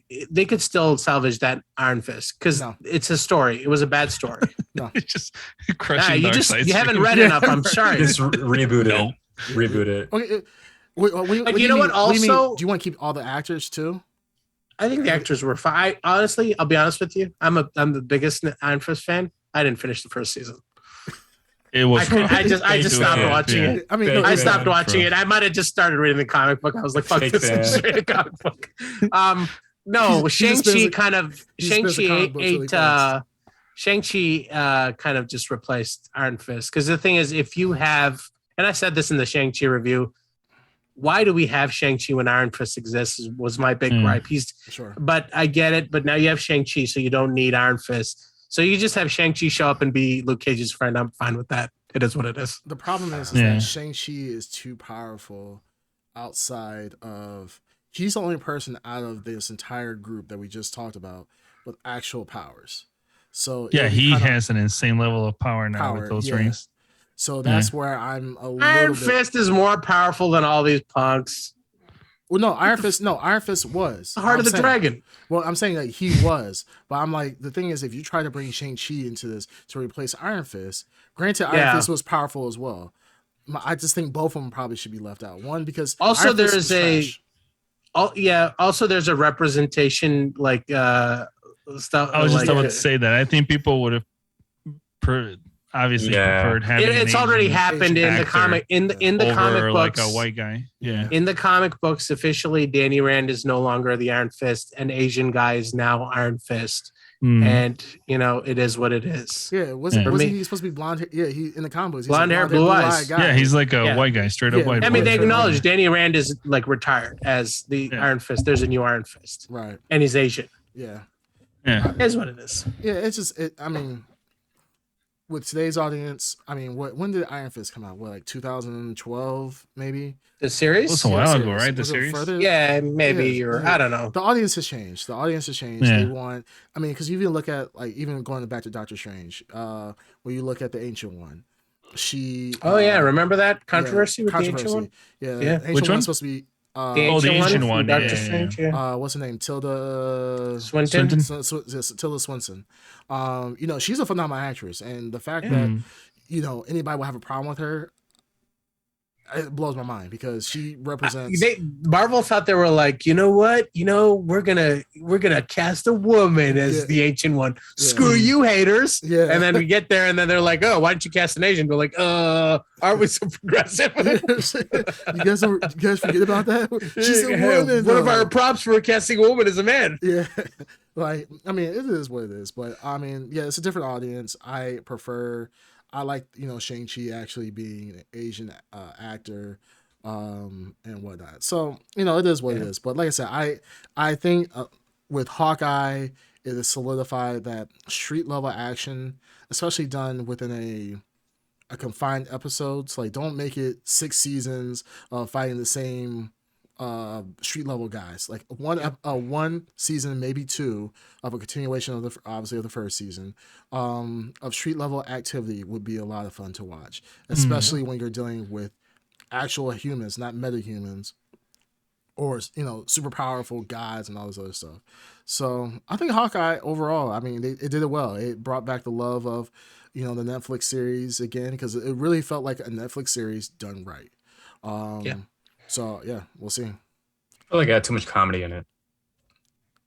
I think that's what I thought it was fine. I thought the amount of comedy was fine. Even towards the end, because well, again, I didn't want a serious series. I would be bored by it. If you want a serious series, watch Captain America and Falcon, which was so serious it was not fun. I want something fun. I like the Christmas aspect. I like the Tracksuit Mafia and the bros and everything they do. I like all that, I like the stupid stuff. And it's like, just a guy in a stupid situation. He's trying to get home to his kids for Christmas. It's just so good. If this damn show took place on Christmas Eve, it would have been so good, like one night. Yeah, But it's kind of like a Die Hard. good. Yeah, and like by the time you get to the 6th episode, you saw how he got that scar in episode 4. He got his arm was broken in episode 2, and by the time he's like it's So like you just Die want Hard, to basically He gradually remake gets worse and Die worse. Hard. Die Hard. Yeah, just He make wants a Die Die Hard. Hard movie. That's Look, what I he like Die Hard. It's my favorite Christmas. just bare feet walking on glass. Right. Yippee-ki-yay. He's just firing arrows. Yeah, you really want. Yeah, you just want a Die Hard movie. So watch Die Hard. If it works, it works. I don't know what to tell you. Hey, Die Hard is still a beloved classic movie to this day. So I mean, Christmas classic. It is a Christmas classic. So it's just one of those things. Like with Hawkeye, I would say is definitely not. Somebody was saying earlier that Hawkeye was interchangeable with WandaVision. I feel like you're smoking crack if you think that. Yeah, who said that? I think it was Ed. Ed. No, I say I like the WandaVision more than Hawkeye because I think. Oh yeah. Ed's smoking crack for sure. Yeah. No, Yeah, I think every episode was suspenseful. This was honestly outside of episode 1. This is definitely in the top 2, top 3. Top 2. Yeah, for sure, top 2. Yeah, I mean For me, top 2. Yeah, I mean Loki was number 1 for sure. Mhm. You can't. Loki by far was the best. But Hawkeye, I'm not gonna lie. For the most. I'm gonna say it's number 1 for me. I'm gonna say it's number 1 for me. Wow. There's just too much. It didn't overstep, and it did something very small scale, and it did it well, and that's what I liked about it. Yeah, it was not every episode was like high stakes. It was just like and I just love the feeling of it. Like at the end, in the end credits, it was like they had the little happy holidays from Marvel Studios or something. Yeah. It was just this little like last fun thing, like all that, we'll be back to save the universe next year. Yeah. Merry Christmas. I just love that. Again. Yeah. Nah. And think about it. We just came off the heels of No Way Home, right? We just came off the heels of one of the biggest blockbuster movies of not just this year, but also of all time. So I mean, trying to on the verge of multiverse madness that is going to begin. That it's like the craziness that is about to happen to the MCU. This was just a nice little story. Well, talking about that. Wasn't James Gunn supposed to be working on a Guardians of the Galaxy Christmas special? Yes. Yeah, he was. Whatever happened to that? Yeah, I think we'll see it. I think we'll see it next Christmas. Next Christmas? Oh, I thought it was this Christmas. No, it was supposed to be this Christmas. It was supposed to be this Christmas. I think it got delayed. Oh, you know what? Oh, okay. I know they pushed the entire timeline of the MCU like 3-4 months. So if it's gonna miss Christmas, I think COVID fucked a lot of stuff up. So I don't know. Okay. I totally forgot about that. Yeah, you're right. Yeah, you're right. Yeah. It might be because we're talking about MCU. It might reference things that have not been shown in certain movies, so they might have to put it wherever they put it. Yeah. Well, I thought this was not just the first episode, but all the way up until the last 2 episodes was just boring for me. Maybe if I watched it around Christmas time, maybe it would have been better. I don't think any of us did at some point. Yeah. No, none of us did. But I mean, at the same time, we're just coming off the Christmas season, so it's not like you're as close as possible to it. Yeah, it's not like you're far removed. It's not like this is July. Yeah, it's watching in July. Yeah. You're having a barbecue watching a Christmas movie, and then if you are, why does that matter? That's I just think it was. Jeez. So all the Christian religion that they're showing in there with they actually didn't show nothing. They did not. No, they showed trees. But I mean, I think even outside of it being a Christmas movie, it's just a good series. It's a good series. It's just a good series. I could watch this in July, and I would still feel the same way about it. Yeah, I don't hate it. I mean, there's a lot of good things on here. I think every actor and actress was good, except for Kate. I don't know her real name. I wasn't a big fan of her acting. But I think all the actors and actresses were pretty good. And what? The actors and actresses. In Hawkeye. Hawkeye. No, the female actors. What is it? Female actors, I think are good. No. Say what is Except for Kate, I don't know her name. Well, what do you call them? Actress. I love you, Ed. Yeah, I love you. Every episode. Every episode. Haters gonna hate. Actresses. What is it? Haters go to hate. That's what I said. Yeah. We're not gonna make fun of Ed's speech. Patrick says. Patrick But says. Patrick anyways, I think for me, this is on the Annihilation. bottom. Yeah, it's a All right, good. buddy. All right. Well, out of All right, let's stars. 10 bros, I will give it 8 bros, bro. What? Hey, bros, that's pretty solid. 8 bros. Yeah, 8 bros. I would give it 7.5, 8 bros for sure. Yeah, I think same here. 7.5, 8 bros. I'll give it 6.5 bros. Okay, That's not bad. respectable. That's respectable. Yeah. I mean, it's above average. Yeah, I don't hate it, but I don't love it either. Yeah, I just thought the jokes on it for the most part, especially with the bros, like it reminds me of what like when you play for those who have played it, the Sony Spider-Man on PS4 and 5. The bad guys you see there just on the street or in warehouses. This is what these guys felt like. They felt like actual bad guys that you see in video games. They're like, hey, there's Spider-Man, or there's him. We gotta go shoot him. And NPC characters. Like, they felt like NPCs, and it's great to have that because not every character is gonna be the super martial artist that's taking jiu-jitsu and as a black belt and Muay Thai expert, and there's just truckloads and truckloads of tracksuit guys pouring out at the end. Yeah, I mean, Tracksuit Mafia is probably the funniest thing. Yeah, as bad guys that we've seen thus far. Tracksuit Mafia is hilarious. I love it. I thought that was so great. And whoever made that creative decision to just have generic bad guys and have bad guys who are bad guys, but you like them. That's from the comic book, the whole bros and the tracksuit. Oh, really? They're from the comic. It's one of the funnier things. But. That's hilarious because I mean, even the one the tracksuit bro talking about Imagine Dragons, and the whole joke of I don't know if you guys are on the internet like that, but everybody makes fun of Imagine Dragons. No one actually likes. They're so popular. Imagine Dragons gets so many views, sold out concerts, but I have yet to hear anybody say, "Man, I really love Imagine Dragons." So it's just that joke that they made about who really nobody really wants to go to an Imagine Dragons concert. And I'm sure Imagine Dragons, they get the memes and so forth. Yeah. But the fact that, they said that, I think that was hilarious. So yeah, kudos to them. They had some really up to date comedy and very funny interactions with the characters. So yeah, really good job. Really good job, Marvel. Keep it up.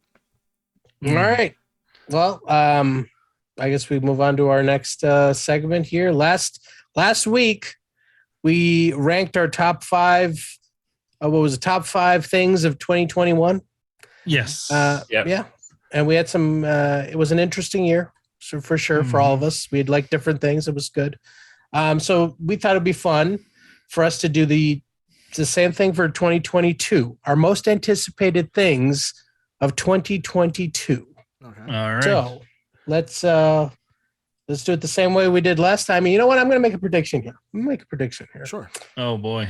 I think, and I could be wrong, we might all have the same number 1. I'm just going to say that. Okay. I'm just going to say that. All right, keep the suspense here. Okay, let's keep the suspense. Okay. Sure. Yeah. All right, I'll start off here. Number 5 for me. And I got I told you, I mentioned this in our chat. I whittled it down to 5. I could easily do a top 10. There's a lot of stuff that I'm just looking forward to, but I got it down to a 5. Number 5 for me, and I think it'll be higher on other people's lists. And if it is, just don't mention it. Get to it when you get to it. Number 5 for me is Elden Ring. Okay. The game, the From Software game. Not a big From Software guy as much as I know Creamcast is. He's the master at that for this group. But I look forward to it because I have a beautiful PS5 that's just waiting. It's waiting for me to be cracked open. Yeah. The perfect storm of games has arrived. We're here. Coming. Yeah, it's coming. So, patience, my dear, patience. And you talk about the Xbox collecting dust yet. Oh, my coaster over there. Yeah, it is collecting dust. It's basically my stand for my PS4 controller at this point. Nice. So, anyways, Elden Ring, looking forward to it. That's surprising. Nice. I'm not gonna lie. I did not expect Why? you. Well, because we have fake people in this group who say, "Oh man, I can't wait to see Elden Ring. I'm such a huge fan." Whoa. Who's that person? Hey, that's you. I'm No, not. it's not even. It's not even in my top 5. So. But no, but you remember you were like, man, I can't wait for Elden Ring. Like on the video I'm looking game forward to it, but awards it's not my review, you top said 5. you were looking forward to it. Yeah, I am looking forward to it. It has But- never changed. no, those are number one. It was the number one game that It you was were not my looking number for. one. It was. I think It was high, but I don't know. It was, what but not was. number one. No, I'm pretty sure it was not. number one. No, trust me, it's not number one. Okay. I might hate Elden Ring, but everything I've seen makes me very interested. The pedigree, the footage that you've shown, I'm curious to try it. It's that high for me that it broke into my top 5. It is. Smell that? Cool. You hear that? You hear that? What? I hear Keanu Reeves saying cyberpunk in the background. What? What? I'm hoping Elden Ring does not become cyberpunk. Yeah, it's gonna be like Cyberpunk, where it's Okay, just gonna fail. see the difference. Okay, this is obviously you don't know about. Sense. This is how I know you don't know anything about Dark Souls, From Software, or anything of the sort, because CD Projekt Red is known for pushing out incomplete games. Yes. What have you heard that about From Software? No, I'm From just Software. hoping that it won't get to that point, because there's other companies that have been known to have great pedigree of games, but have shipped out a bad product. Where's the history? Yeah, where's the history? From Software, at least in the last 4 games. Let's talk about the last 4 games. We talk about Bloodborne, Dark Souls 3, 2, and 1. Do they even get patched? Do they even get patched that much? They do get patched. A lot, not much. though? Not much. No. That's what I'm saying. I never hear about any major patch to fix unplayable shit. Yeah, there's nothing that's. There have been bugs in Dark Souls where, Sure, and that's just with any game. I mean, especially with now, that's the way it is these days. it's just the way it is. But they don't have game like CD Projekt Red is at a pedestal of shit tier games when it comes to releases. So the Cyberpunk 2077 is, that's A tier shit release. It's legendary. It will live in infamy. Yeah, exactly. In video game world. To even think that any other game, especially from Software, is going to be at that level is mind-boggling. That you even said. I just said I'm hoping it's not on that level. There's no reason to hope. I'm not. The probability that happening is damn near 0. Creamcast, let me ask you this. CD Projekt Red, do you think their rep is redeemable if they announce another Witcher? Absolutely. Do you think that's all just washes away? I think it won't wash away. I think people will be more careful of forgiving of it because of the fact that. But they can't fuck up The Witcher. We all know if they fuck up the Witcher, especially now with season 2 coming out or season 2 being out, it has cracked Netflix most watched shows in history. There's no way if they fuck up the Witcher, people won't forgive them, because now Witcher is now transcended out of the novels, out of the books, and then now into the video games. It's transcended that now into actual live action media. So hands down, right now, CD Projekt Red is nonstop working on with Witcher 4. They have to. It has to be near perfect. They have to be, and if they're smart, they're not going to announce that till the last second. Yeah, and we're done. We are done. And when they do announce it where it is pretty much golden at that point. Yes, and for people they cannot do this again. Golden is pretty much that. Golden means it has to be near perfect. Golden shipped. Means ready to straight ship. So when they announce it a year out, saying, "Hey, it's golden," but we're spending the time another year to fix out bugs, then they release it. If they screw this up, their reputation is bad at that point. So interesting. Yeah. All right. Who's next? I think it's Who went? I don't know. How does the list go? Who's next? Oh, I think we're going clockwise. Yeah, I think we're going clockwise. So you're number 5. All right. My number 5 is Jackass Forever. Wow. Yeah. It has been a while. It has been a while since I watched Jackass movies. They're always great, very inventive, and very, very, very fun. Yeah. So I'm really, really looking forward to see how they top themselves, especially at such an advanced stage. So it should be interesting. Yeah, I mean, it was delayed a couple times, right? It wasn't delayed due to COVID, so I'm surprised the movie's still coming out. And I have a fondness for the Jackass series. I think we all do. It was a certain age group. It's an amazing series. Yeah, it was cool, especially when it first came out. when we On were MTV? Yeah, when we were kids. But you know what? Yeah. It's funny because I went to the movies and they showed the trailer for Jackass Forever, and I went with like one of my friends was as considerably younger than me, so he's a completely different generation. And he watched that and he was like, "What the hell is this? This is the stupidest thing I've ever seen." Yeah. And I was like cracking up, at Steve O and stuff, and like, it's just gonna be funny. It's just gonna be a bunch of old. It's gonna be old people. It's gonna be in the us, theater. a bunch of Yes, us in the theater. watching old people do stupid shit. It was our TikTok. It's like our TikTok and Instagram back in the day, like people doing stupid shit on like social media. We didn't have that. We didn't have that capability of watching those type of things. So now we can. That's how we can relive it at that point. I mean, that's a very good, and like it's TikTok. It's what we watch people, idiots on TikTok doing stupid stuff, and we have the same reaction as probably our parents did with us watching Jackass. Right. Yeah. Why are you watching this shit? It's so stupid. Yeah, it's so stupid. All right. My number 5 would be Hellblade: Senua's Saga for the Xbox Series. That's pretty low. Oh, wow, that's pretty good. I'm also very shocked it's so low, but yeah. Well, there's reasons. There's reasons. Okay. Yeah, I mean the like gameplay footage looked cool. Yeah, it did with look the cool. giant crawling around. Yeah. Who knows Senua somehow? So yeah, exactly. It called out to her. Yeah. So not bad. It was not bad. Yeah, I'm surprised about that.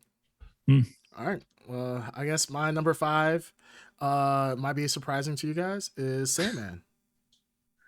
Oh, Yeah, my man, you put it at number 5, huh? Number 5. Sandman. Yeah. Yeah, Sandman. Did you read the comics? Are you familiar with them? I'm not familiar with it. Really, other than I saw the trailer for it and I was like, this actually looks really really. It is my number. It would have been my number 6. It was very hard for me to pull out Sandman, but everything else, go ahead. Yeah, I'm looking forward to it, and I'm terrified of it. Of it being bad. Yes. Yeah, I mean, Sandman is incredibly the curse hard. of Darkseid. Yeah. Yes, the curse of Darkseid is very much true. Everything I love is shit, and Sandman is. I would never try to adapt Sandman into a TV show. So when they said they were doing it, I was excited and horrified and scared and a million things. So the thing is that it's a lot of money going into Sandman. So if you guys haven't heard, for DC. This is the most expensive DC deal that was ever done for a show. Okay, this is a recipe for disaster. Who's producing it? Who produced it? I think it's on Netflix. It'll be on Netflix. That's why I'm scared of it. It's on Netflix. I forgot Netflix about has deep pockets. I mean, Netflix deep pockets, and they do good shows. They do good shows. Yeah. Like, Witcher. We just talked about The Witcher. Yeah, The Witcher. Yeah. Which is a show that people never thought would be live action. I mean, of course, like in comic book or animation, sure, but never live action. And the fact that the live action has they do a lot of stuff that's good. Arcane, we never watched it. I never watched it. You guys did. Arcane. Yeah, don't get me wrong. I'm looking forward to it. I'm just like I'm scared that it's going to be bad. I don't know. It could be great. It could be bad. Netflix does a lot of good shows. Yeah, they do. They do. A lot of good shows. I think people shit on Netflix because it's the cool thing to do. Yeah, Netflix has put out a lot of great shows, and like you see shows like like Cowboy Bebop, and people are like, oh my goodness, like this is typical Netflix, when really is not. And it's Cowboy not. Bebop, and Cowboy Bebop in of itself, removing the source material from the animation, which is legendary in of itself. I mean, that's not the common. They have a better success ratio than they have a very good if you look at ratio. it, their success ratio is very good. It's really, really good. Compared to like other streaming services that have adaptions, it's not. It's not the like same. If Hulu made it, then I'd be like, oh no, because Hulu knows their market, and there's usually like cheap, low cost horror movies, or they know that's what they do. It's budget. Yeah, budget, exactly. Yeah, absolutely. So, all right, so that's my number 5. All right, cool. All right, so I'll get to my number 4, which I was debating. I had Moon Knight on here for a while, but I moved that to my honorable mentions. I am excited for Moon Knight, but I'm more excited for Obi-Wan Kenobi on Disney Plus. Okay. Yeah, you have the high ground. I do have the high ground on that one. I'm excited to see what happens. We'll see Boba Fett, so maybe they'll give us a taste of going back to Tatooine. But excited to see Ewan McGregor in that role. I think it's going to be. I think it's going to be good. I believe that they said Vader's going to be in it. Yeah. Yes. Okay. Christian Vader Ellison. or Anakin? Or Anakin. Vader. Probably both. Well, at some Vader. point. Vader, because Vader, that. like Oh, This is after. if Hayden Christensen is in it in some flashback sequence, I would think that would be great too. Yeah. Well, no, he didn't. Well, he's already been confirmed. He already said that he's back in the Obi-Wan series as Vader. So I'm Hayden assuming- is back. Yeah, yes, he's back as Vader. He's playing. It's been Vader. but confirmed. he's gonna be Vader. He's not gonna be Anakin. Anakin. You might see a Anakin flashback of slash- Anakin. Yeah, Anakin slash Vader, but I think he's actually coming Okay. back as Vader. Vader. What about officially. Jake Lloyd? Are they gonna bring him back? Bring back Kidster, man. Yeah. You guys remember Kidster? The only Indian in the Star Wars universe? Which one was? Who was that again? He's little Annie's friend who said, oh, that's a wizard, Annie. I have to see it. No, I don't remember. I had to see it again. I don't know. Am I the only one with the Kidster toy? Because Yeah, I maybe think you are. felt- I think you well. have a special relation to him. You Yeah. feel, you Who feel has more Very forgettable strongly- character. Yeah. Yeah, like We need more Indian characters representation. All All right, right. you guys got Yeah. too many. Look, you got a poo. All right. You got... All right. yeah, All right. That's true. We do got Apu. But Yeah. no, they got rid of Apu. they did get rid of him. No, they, Yeah. no, did they get rid? Did they actually get rid of Yeah, him? they I thought got rid They of changed got rid the of him. They voice wrote him out. Oh, Yeah, but you know what? You guys went through years with only Billy D. Williams as the only black guy in the whole universe. man, we I had- can go through a few years with Kitster as the only Indian guy. and then we Yeah. had Oh, actually, Samuel no, Jackson. sorry. He's not the only Indian guy. There's a guy from Rogue One. Riz Ahmed was in Rogue One, so That's true. I guess That's now I true. got Yeah. two. I got two. I got two. I'll Yeah. take it. You also got Anyways. Aziz Ansari. I mean, Scene somewhere. Aziz Ansari's in that cantina scene Overflowing. somewhere. Where is he at? I don't think. Is he in I'm there just somewhere? adding him to Yeah. movies. Oh, okay. You just ran. Oh, you're. an You could have asshole. told me Aziz Ansari is in like Rogue One. I would have been like, oh yeah. He was beatboxing behind the That's behind all- the bar. That's why I was really confused. I'm like, was he like a background character that I didn't Yeah. know?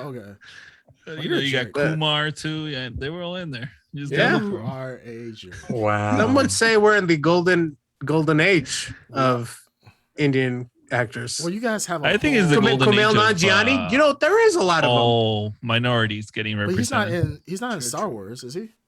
No, but in he's Marvel- in Eternals. No, He's no, in just Eternals. overall It's in just the like like mainstream clean- things. He yeah. was the Bollywood actor. You have Yeah. in Matrix 4. You have what's her face? Oh yeah. Sati. Oh yeah, the eagle. Sati, yeah. whatever. Yeah. Oh, Santi was in the Yeah. old ones too. I'm so happy for you, Darkseid. So happy. I know. Yeah, It's a great time to be Your alive. people I'll are tell you coming that. up. Yeah. It's not like you guys have Bollywood. I mean, you have a whole section just Yeah. Or Dunkin' Donuts, or Or Subways. Dunkin' Donuts, Seven Subways, Elevens. 7-Elevens. Yep. Sure. 7-Elevens. I'm so happy for you. Taxis. Gas stations. Gas stations. You guys are taking over, man. You guys, I know, we're everywhere. Yeah. We're everywhere. It's Oh, like I there's do not- keep getting a call like at 11 o'clock in the morning about some. It's probably a bad day though. By the Yeah. yeah. Mm. All right. Answer your phone, All right, yo. number asking for my 4. social Yeah, and green, stuff. green Number 4, Green Oh yeah, Tuner. number We're 4. filled with so much. My number acceptance. 4 is the Batman. the Batman. Obviously, Oh, we know why. Yeah. Rate I'm PG-13. very excited to Mhm. see. What would you say? PG-13? Yes, PG-13. It's PG-13. official. Oh, It is? Yeah, they backed down. Why is everyone shocked by that? And that's exactly where I thought it would be. I don't want to see it rated PG-13 with the look and In what Ritz? universe, in what reality did anyone think that they would release a Batman movie in an R rating? Do you think Warner Brothers hates money? when you look at that trailer, wait, you don't think what, that's were a the rated R Nolan movie? movies also PG-13? Yes. Yeah, they're all PG-13. Ah, okay. There All hasn't right, been I a feel better Batman now. movie that hasn't Okay, been okay, PG-13. I think Well, I should do For some one. reason, Wait, they, take that- they take that felt back. like PG or PG-13. Huh? There's never The been an Dark Knight R-rated felt like Batman. a rated R movie. It felt like I'm- a rated R movie. Yeah, I mean, you could get close to R without like the tone and the content could get you close. Rated R just means, you swear or you show some nudity. Ah, But you okay. can get as dark as you want. Wait, wasn't Oh, okay, Flashpoint okay. rated R? I feel better then. Flashpoint is not rated R. Flashpoint Paradox is not rated R? No. I have no idea. Are you people new to superhero movies or something? I don't think it's rated R. No. As soon as you make any movie rated R, you immediately cut the profit margin in half. A big chunk of your audience. Yeah. Like a superhero movie, God forbid Batman. Oh, I would love to see a rated R Batman movie. All right. Fine. I mean, major point take. But yes. Excited to watch it. Finally seeing Riddler. You know, it's going to be exciting. Sure is. I'm not gonna lie. I thought Flashpoint. I just checked his PG-13. I thought the scene where Reverse Flash got his head blown through that was gonna be pushed to rated R, but I guess not. I mean, there's a distinct difference. We watched Suicide Squad. That's an R-rated movie for many reasons that you could tell right away. Yeah, that's definitely rated R. Okay, so there's a clear understanding of when it's rated R, when it's not. It's just it's arbitrary. It's a fine line. It is. Yeah. It's a fine line. Ed Underground. Number 4. Number 4. Let me look hold up. My trusty iPad here. Number 4 is Sonic 2 the movie. Oh my How God. did I know that was gonna be? Let's go ahead. Let's end the podcast. Well, number 4. Spoiler, it's my number 1 for my shit list. I knew it was gonna be in your top 5 for sure. Well, yeah. I mean, I think it's gonna be wait. Was it is it Sonic 2 the movie or Sonic the video game coming out? What did you say? Sonic the Hedgehog 2 the movie. The movie. Yeah. It has a 2 on it. Yikes. Yikes. No, I'm looking forward to it. What is it? Tails, Miles. Yeah, Tails, Miles per hour. And Knuckles. And does Knuckles have a last name? It's just Knuckles, right? Knuckles the Echidna. Knuckles deep. Oh my goodness. But no, I'm looking forward to it. What's his name? Idris Elba. Idris Elba is Knuckles. So far, it sounds good. No, I have not watched Sonic 1. I do want to watch it. Yeah. Yeah. I have not watched Sonic 1. No, it's fun. It's good. Yeah. It's a fun movie. Yeah.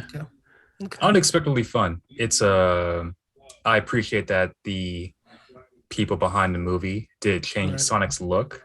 So the Sonic in that movie is a representation of the Sonic.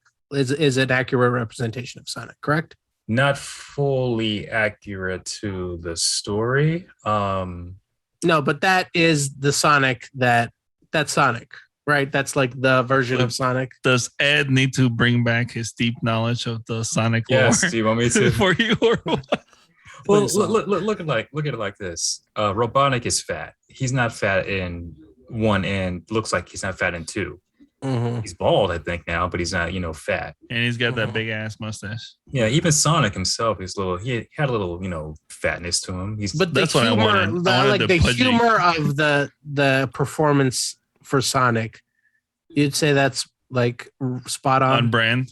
Yeah. I would say spot on to the new generation of Sonic, like the Sonic cartoon that came out in early 2000s. Sure, yeah, but like old school stuff, nah. He didn't talk any old school stuff. Okay. All right. Yeah, cartoons he talked, but it was more serious too. We had one serious cartoon and one not so serious. And yeah, vis-a-vis in episode going 28. Deep Creamcast number 4. In episode 28. Please. Okay. Well, you see in 1992, Sonic was. All right. For my number 4 is going to be Lord of the Rings. Really excited about that. Lord of the Rings, as you guys know, Amazon picked it up. It's been one of the most expensive TV shows thus far. I think it's one of the most TV shows ever shot in history. Or the most expensive season so far. So I'm really looking forward to that. I feel like it has a lot to actually live up to. Yes. I am not the biggest J.R.R. Tolkien fan. Overall, I did enjoy the movies for sure. I was actually watching it recently with my wife, and she was like, "Snooze fest. This is so boring." Like, I'm like, "That's what?" I'm like, my wife's the same way. I'm like, I love those movies. Yeah, my wife watch them. Yeah, no, I'm not gonna lie. I was. I'll go through the gambit of emotions. Some of the musical cues in that movie will make me cry. Oh, they're so good. They're really good. Yeah. But I understand. It's a long, slow movie. It is long. It's not meant for the payoff for your waiting hours for huge payoffs. Did you watch the theatrical cut or the extended editions with your wife? Theatrical. Oh, so no, I was trying to watch the extended edition with my wife, and she left like 15 minutes into the movie. No, I kept watching the whole thing. Yeah, I remember watching. I was watching Two Towers with my wife, and she saw the runtime. She was just the same thing. She watched like 10 minutes of it. And she was like, I can't do this. She's like, she literally was like falling asleep, like phone falling out of her hand. She's like, nope, I'm done. And I'm like, I understand. And luckily I was watching it downstairs, so she could leave and go upstairs, and but she started watching it. She's like, what is this shit? I'm like, this is Lord of the Rings. I'm sorry. I put Lord of the Rings, kind of like with Harry Potter. Like the first where you're like, that's Shadowfax. Yeah, the fastest horse on the land. Yeah, like, don't you know? Get out of here! What are you talking about? Is it Gandalf? You're the greatest wizard of all time. Like, no, she doesn't get it. But it's good to see Sonic nerds and Lord of the Rings nerds here. No, there's only Sonic nerds. Yeah, please don't sully. Continue with the lore. Don't sully the Lord of the Rings lore. Even associating it with that. Not the same. Sonic is furry porn at best for weirdos. Sonic lore can be written on a napkin. That's how, like, not even like a good napkin, like a Waffle House napkin. Like, not even I believe in. Correct me if I'm wrong. Sonic the Hedgehog was a contest. Wait, say it again. The hedgehog. It could be Ketchhog for all we know. Yeah. I believe was a contest. Like the origin of Sonic was a contest in Japan. Correct? I believe so. Yeah. Like, was it write-in contest? Like some idiot kid, like was like, "Hey, it was a blue hedgehog," and Sega was like, "Perfect." No, let's do it. Sonic was actually going to be a bunny at one point before he was a hedgehog. I believe Sonic the Hedgehog originated as a like a contest. No, the mascot or something. No, Sega needed a character to compete with Mario. Yeah, so they hired. I forgot the creator's name is Sonic, but it was actually going to be a bunny at first. But then it turned into a hedgehog. A 4-year-old kid. Yeah, but I think it was based off a contest that some kid submitted, and they were like, "All right, we could turn this into something." And also, there's one Sonic game for the Xbox where he meets a woman. Originally, Sonic actually did meet a woman, so they actually brought that from the beginning into the 2000s game, which didn't look. That was the most useless piece of information. What the fuck is he talking about? That's the origin of Sonic. Who asked? Who asked this question? I'm reading it right now. The Sonic was literally created by the people. So Sega was looking for. I'll just read it. Yeah, go ahead, read it. It's the craziest. Yeah. While Sega was seeking a flagship series to compete with Nintendo's Mario series, several character designs were submitted by its research and development department.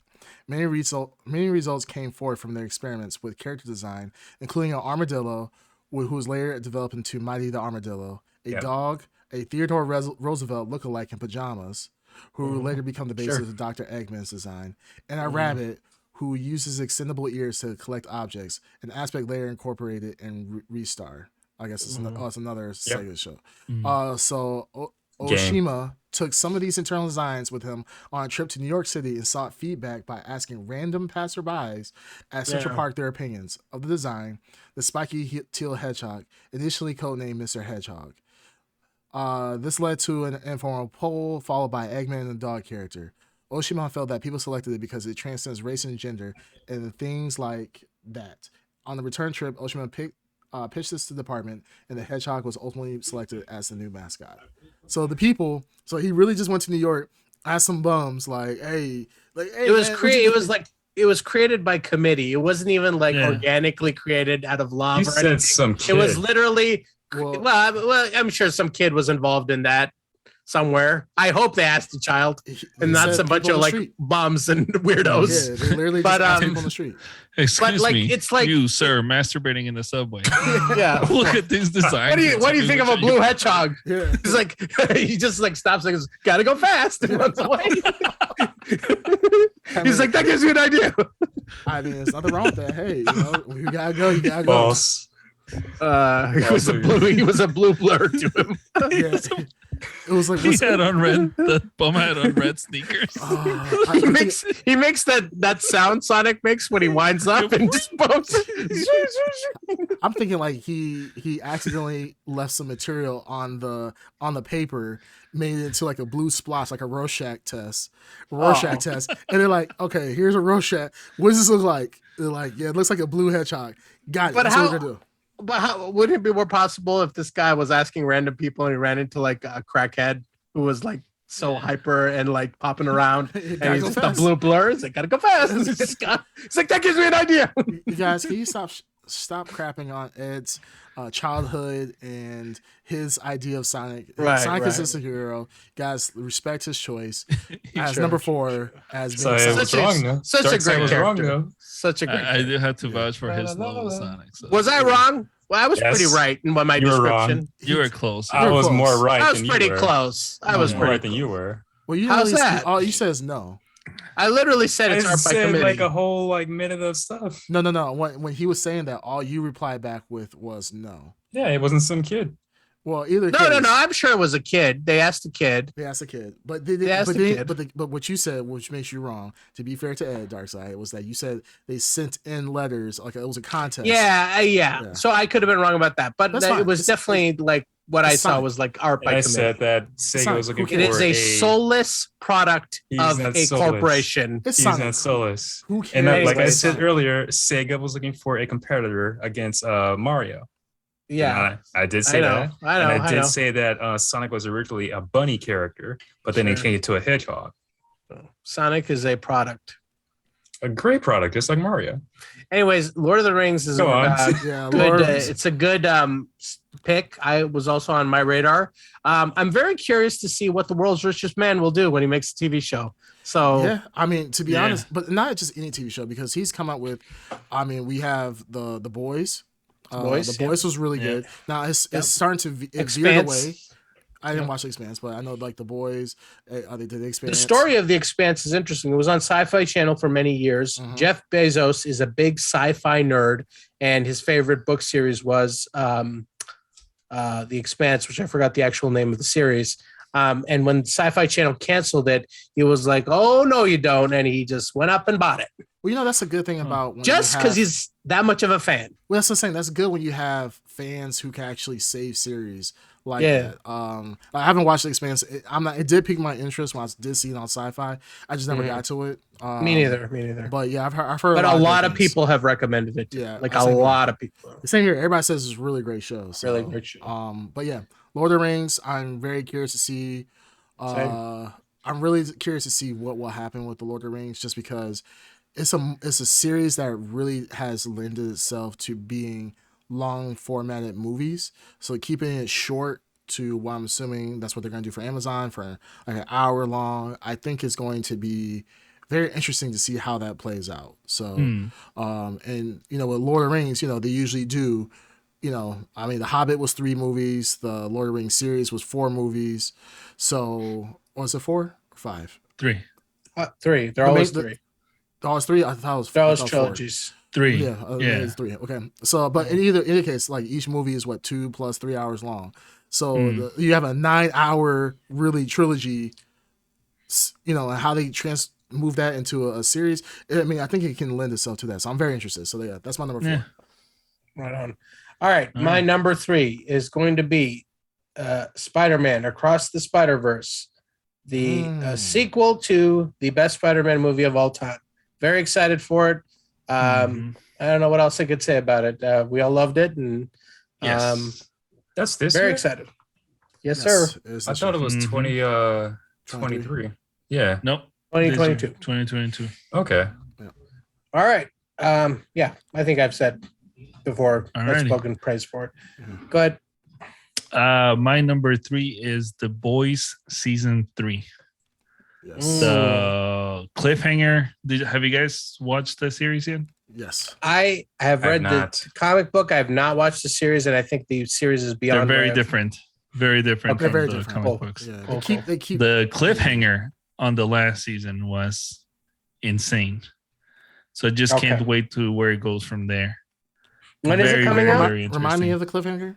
Wait, don't remind me. Don't remind him of the cliffhanger. Oh, you haven't seen it. If we are going to watch this series, I'd like to watch it, so I'd like to catch up on it. Okay. So, but it's a good cliffhanger. Yeah, they reveal a villain that you weren't expecting. I don't know if that will trigger. It's been so long. Memory. Cause I watched it as soon as it came out, so I can't remember. It's been it came out like 7 months ago or something like that. Yeah, it was a while ago. Yeah, I can't very well written show. Very good characters. They actually is it as messed up as the comic book was? Yes, but more psychologically, because Homelander in the comics is sort of like a big baby. Mm-hmm. In this one, they made him a little more complex. Okay. So you actually do care for Homelander. It's not interesting. I mean, you care and you also know that he's villainous at the same time. Yeah, so, I would agree. Yeah, it's definitely like you don't love him, but you care for him, even though he's completely messed up. He's not at. I would say, it's not. I feel like the comic book, it goes its own different routes of messed up. Mm-hmm. So like they're branching away. So like if you watch the comic or if you read the comic book and you watch the series, there's not that it's not like shot for shot overlap, but the loose story is still there. But it has different ways of being messed up for sure. Absolutely. Cool. Ed, number three. Now this is from the top of my head, so I don't know if this is if this is coming out this year. Flashpoint. Yes. Yes. Okay. It's coming out this number year. 3. Flashpoint. I'm looking forward to seeing Michael Keaton as Batman once again. The only reason to see the movie, as far as I'm concerned. Probably.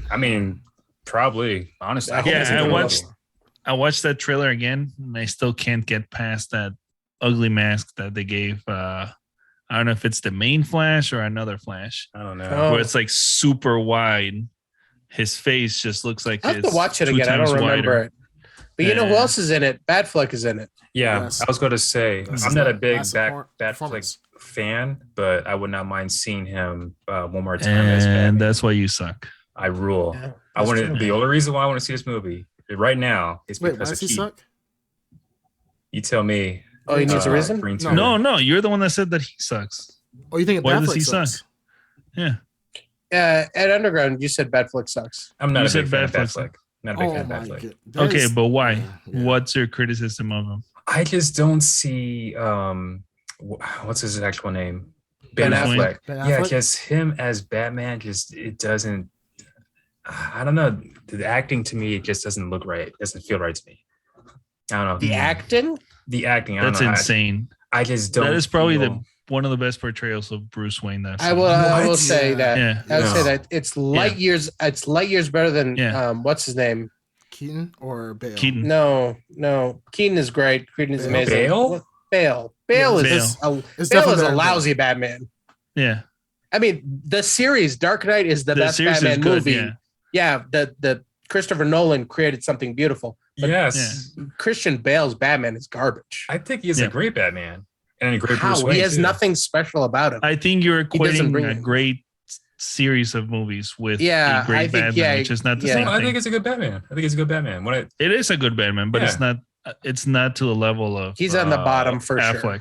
I think Affleck's on the bottom. Affleck as Batman transcended the movie he was in. I feel he's as close to Batman what you get from the animated series. I feel like he's on par with that Bruce Wayne.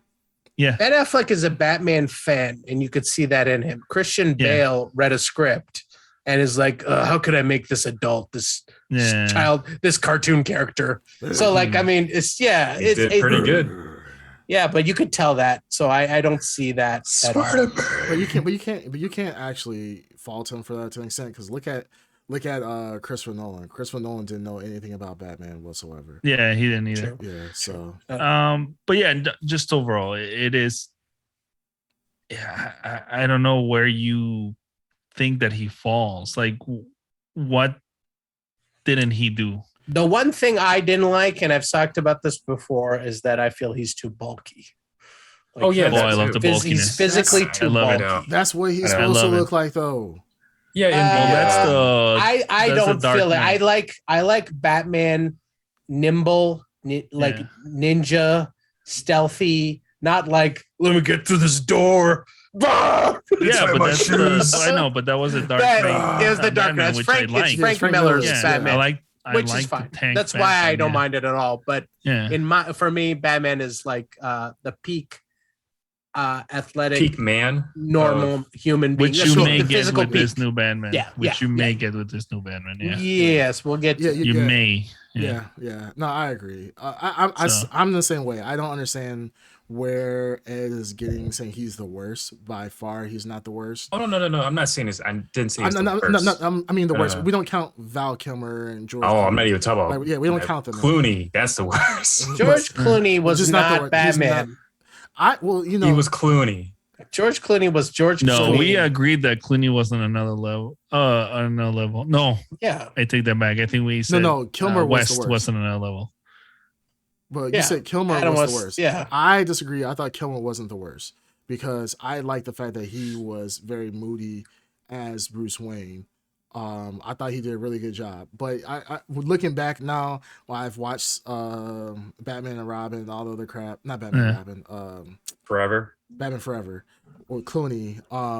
Not Clooney. Kilmer.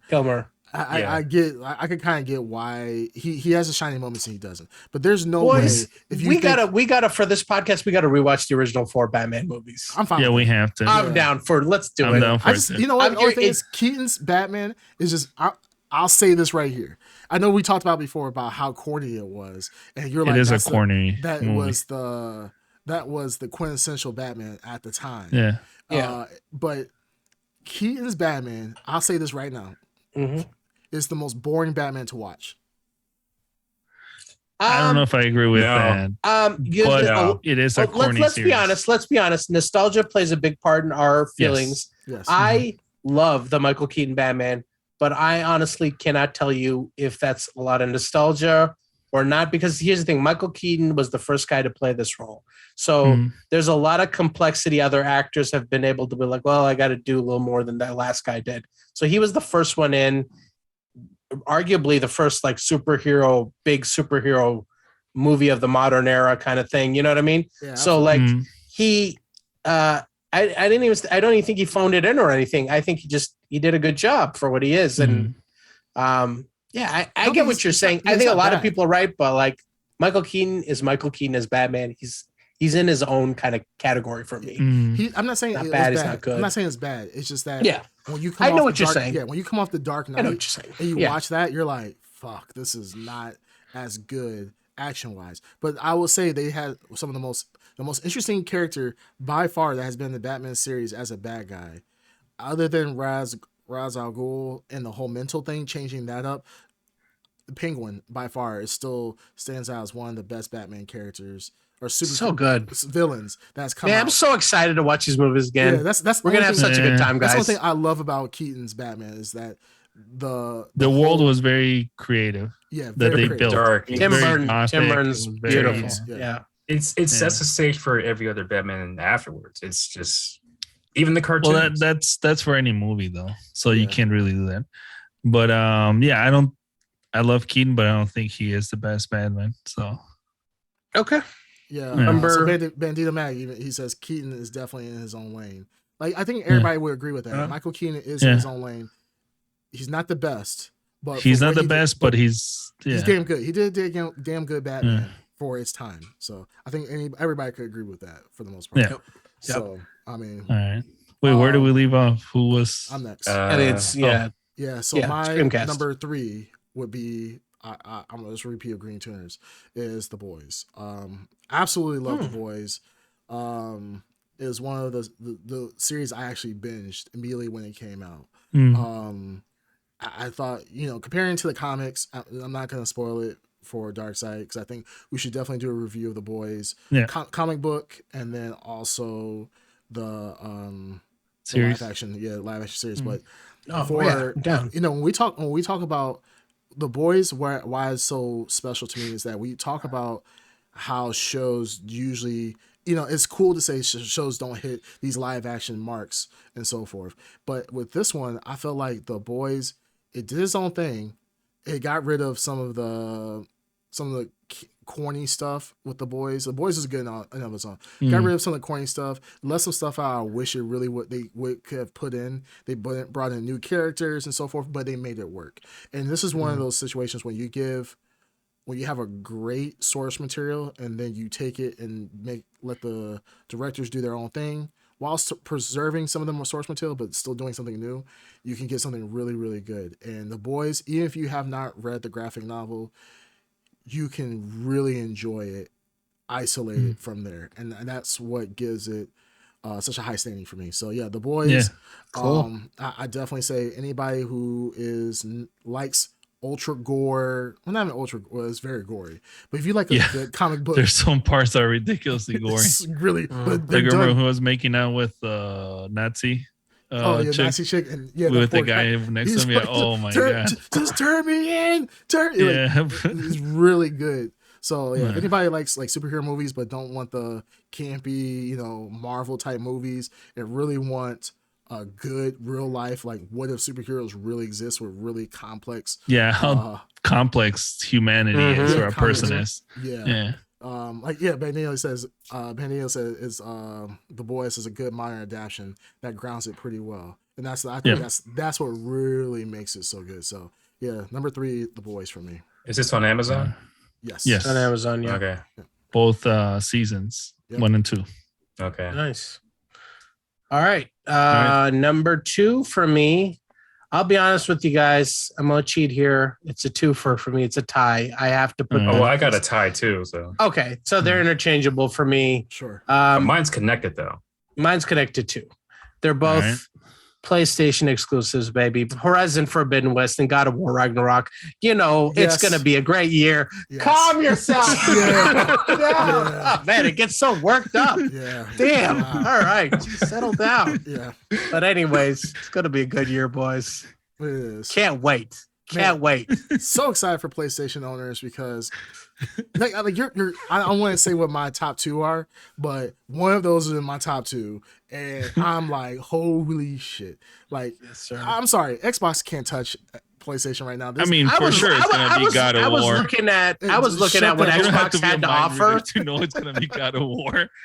It's like one of those 2 is in my top. I wonder which one, God of War or Horizon. I don't know. We'll see. Yeah.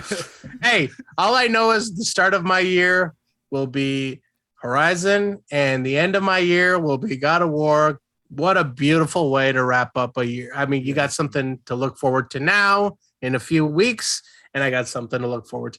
Such a beautiful. Thank you, PlayStation. Can you stop that? Because it's making the Xbox very jealous.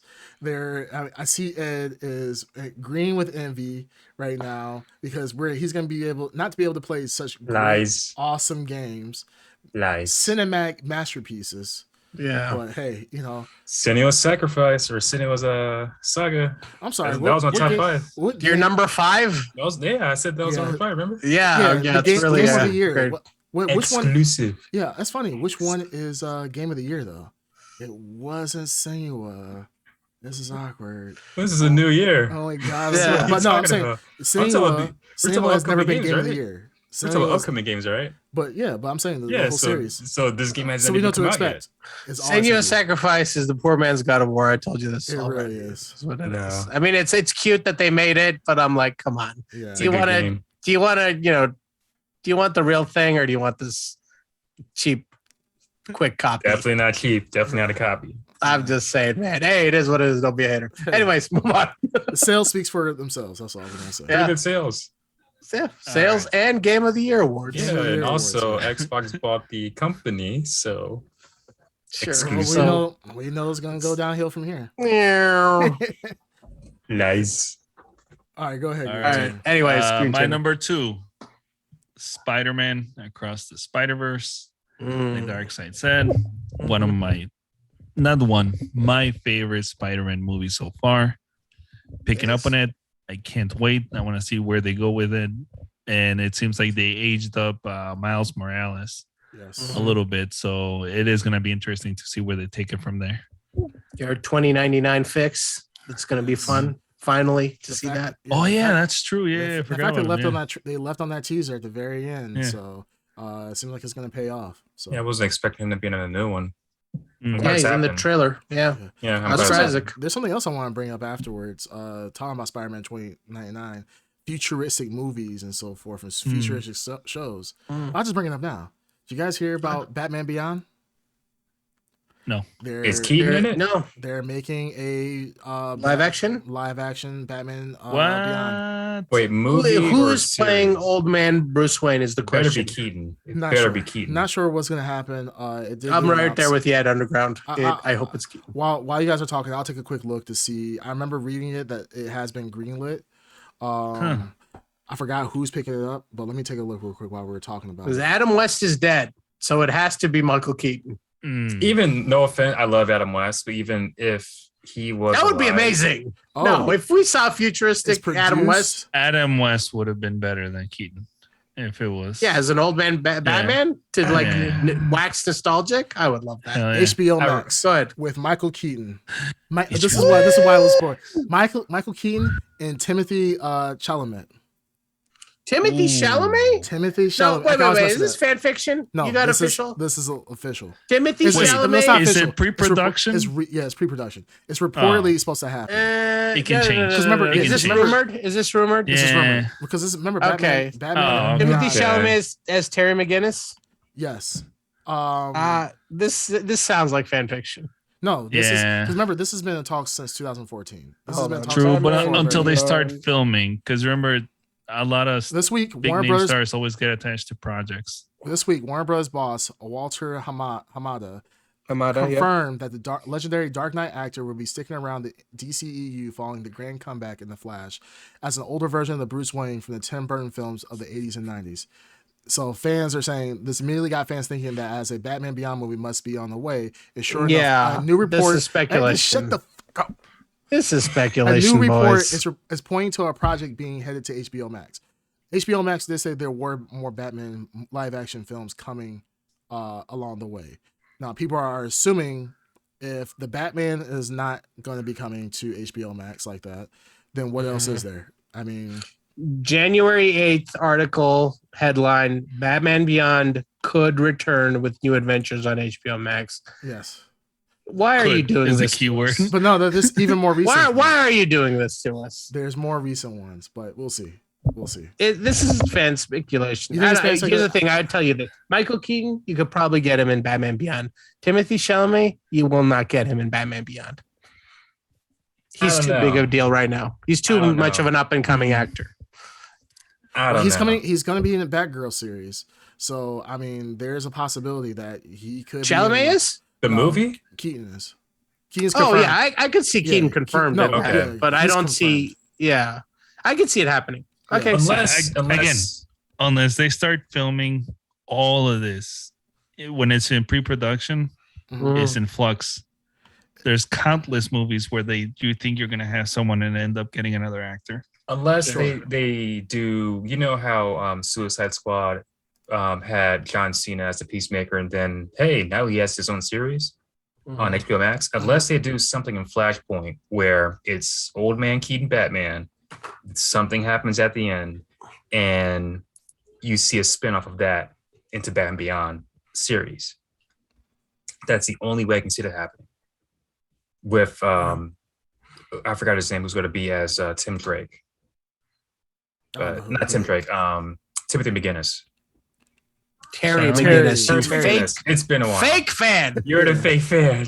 Yeah, called himself. Yeah, out. okay. McGinnis. Yeah. It's been a minute. You guys know about that Yeah. Timothy Yeah. McGinnis Fuck guy? yeah. Let me Construct. You don't even know what the construct is. Get the fuck I out. do. It's the white room. Let me ask you this: Who is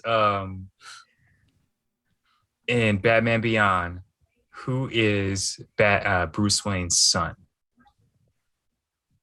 Who is Bruce Wayne's son? Yeah, Like 5 actual son? Terry McGinnis. son. No, Terry McGinnis is not a son. It is. How? Is it? Canon. How? Isn't it cloning? Kinda. Yeah, genetic manipulation. I don't remember the Yes. details. But who Actually, are you no, it is- talking to, no, man? it is- Get the hell out of No, here. it's Terry McGinnis. Yeah, Tommy McGinnis or whatever the hell you just said. Yeah. Terry Get the hell outta McGinnis. here. it's Terry McGinnis. Tommy 'cause, Gunn. isn't he cloned to Timmy much McGinnis. He's not cloned. They inject Turner. like some kind of. He's stuff made from Bruce into- Wayne's Bruce Wayne's DNA.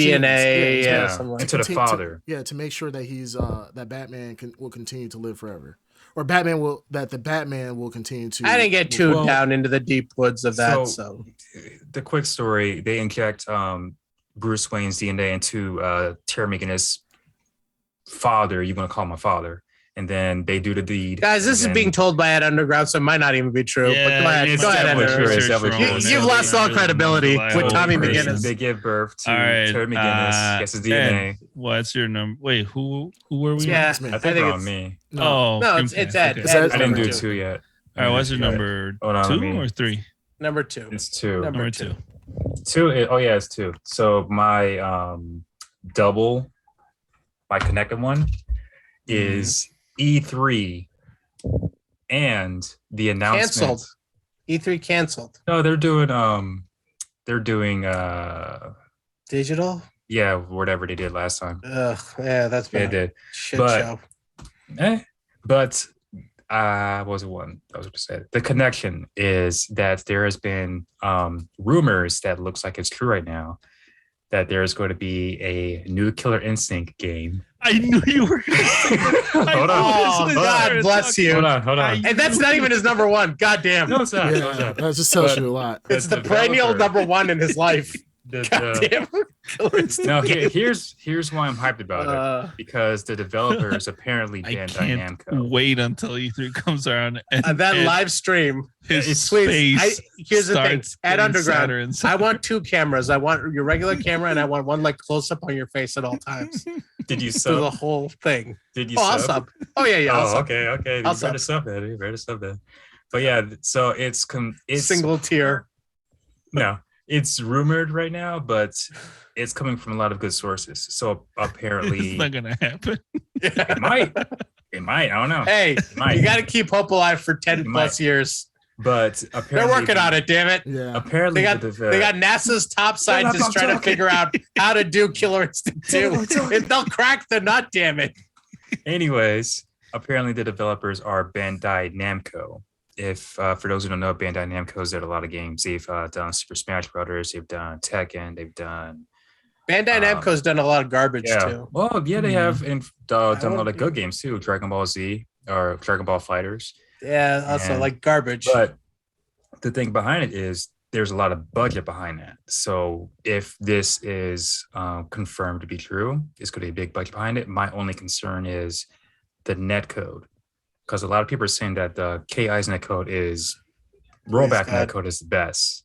But if you guys have played Super Smash Brothers, which I don't think it's really Bandai Namco's fault, it's more of Nintendo's fault that the net code is garbage.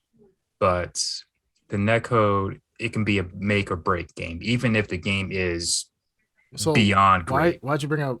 Why are you talking about Bandai Namco and netcode in general for a Switch game?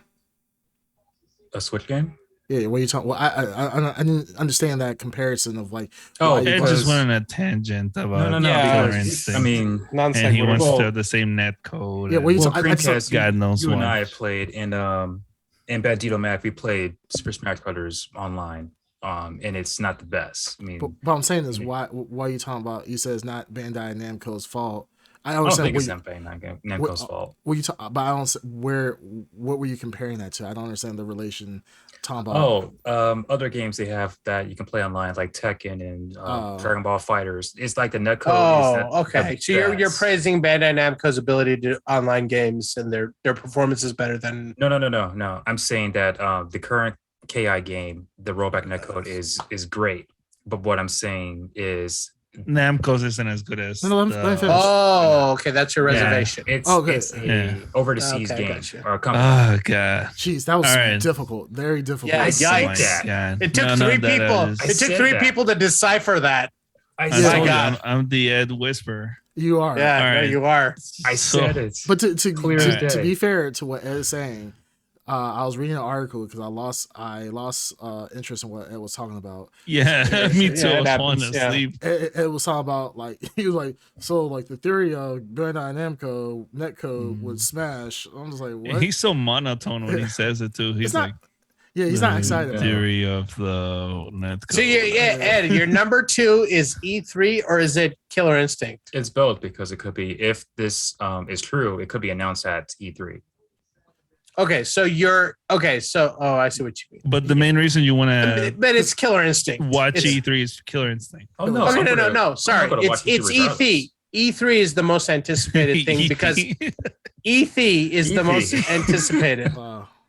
Because I said it's connection. No. The connection is that you're hoping that something is announced at E3.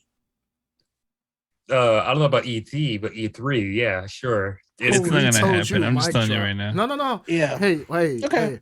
I'm going to side with the Ed Underground on this one because while Ed you want to believe Ed while Ed was talking, keep hope alive, and I want to stay awake. Ed was talking about.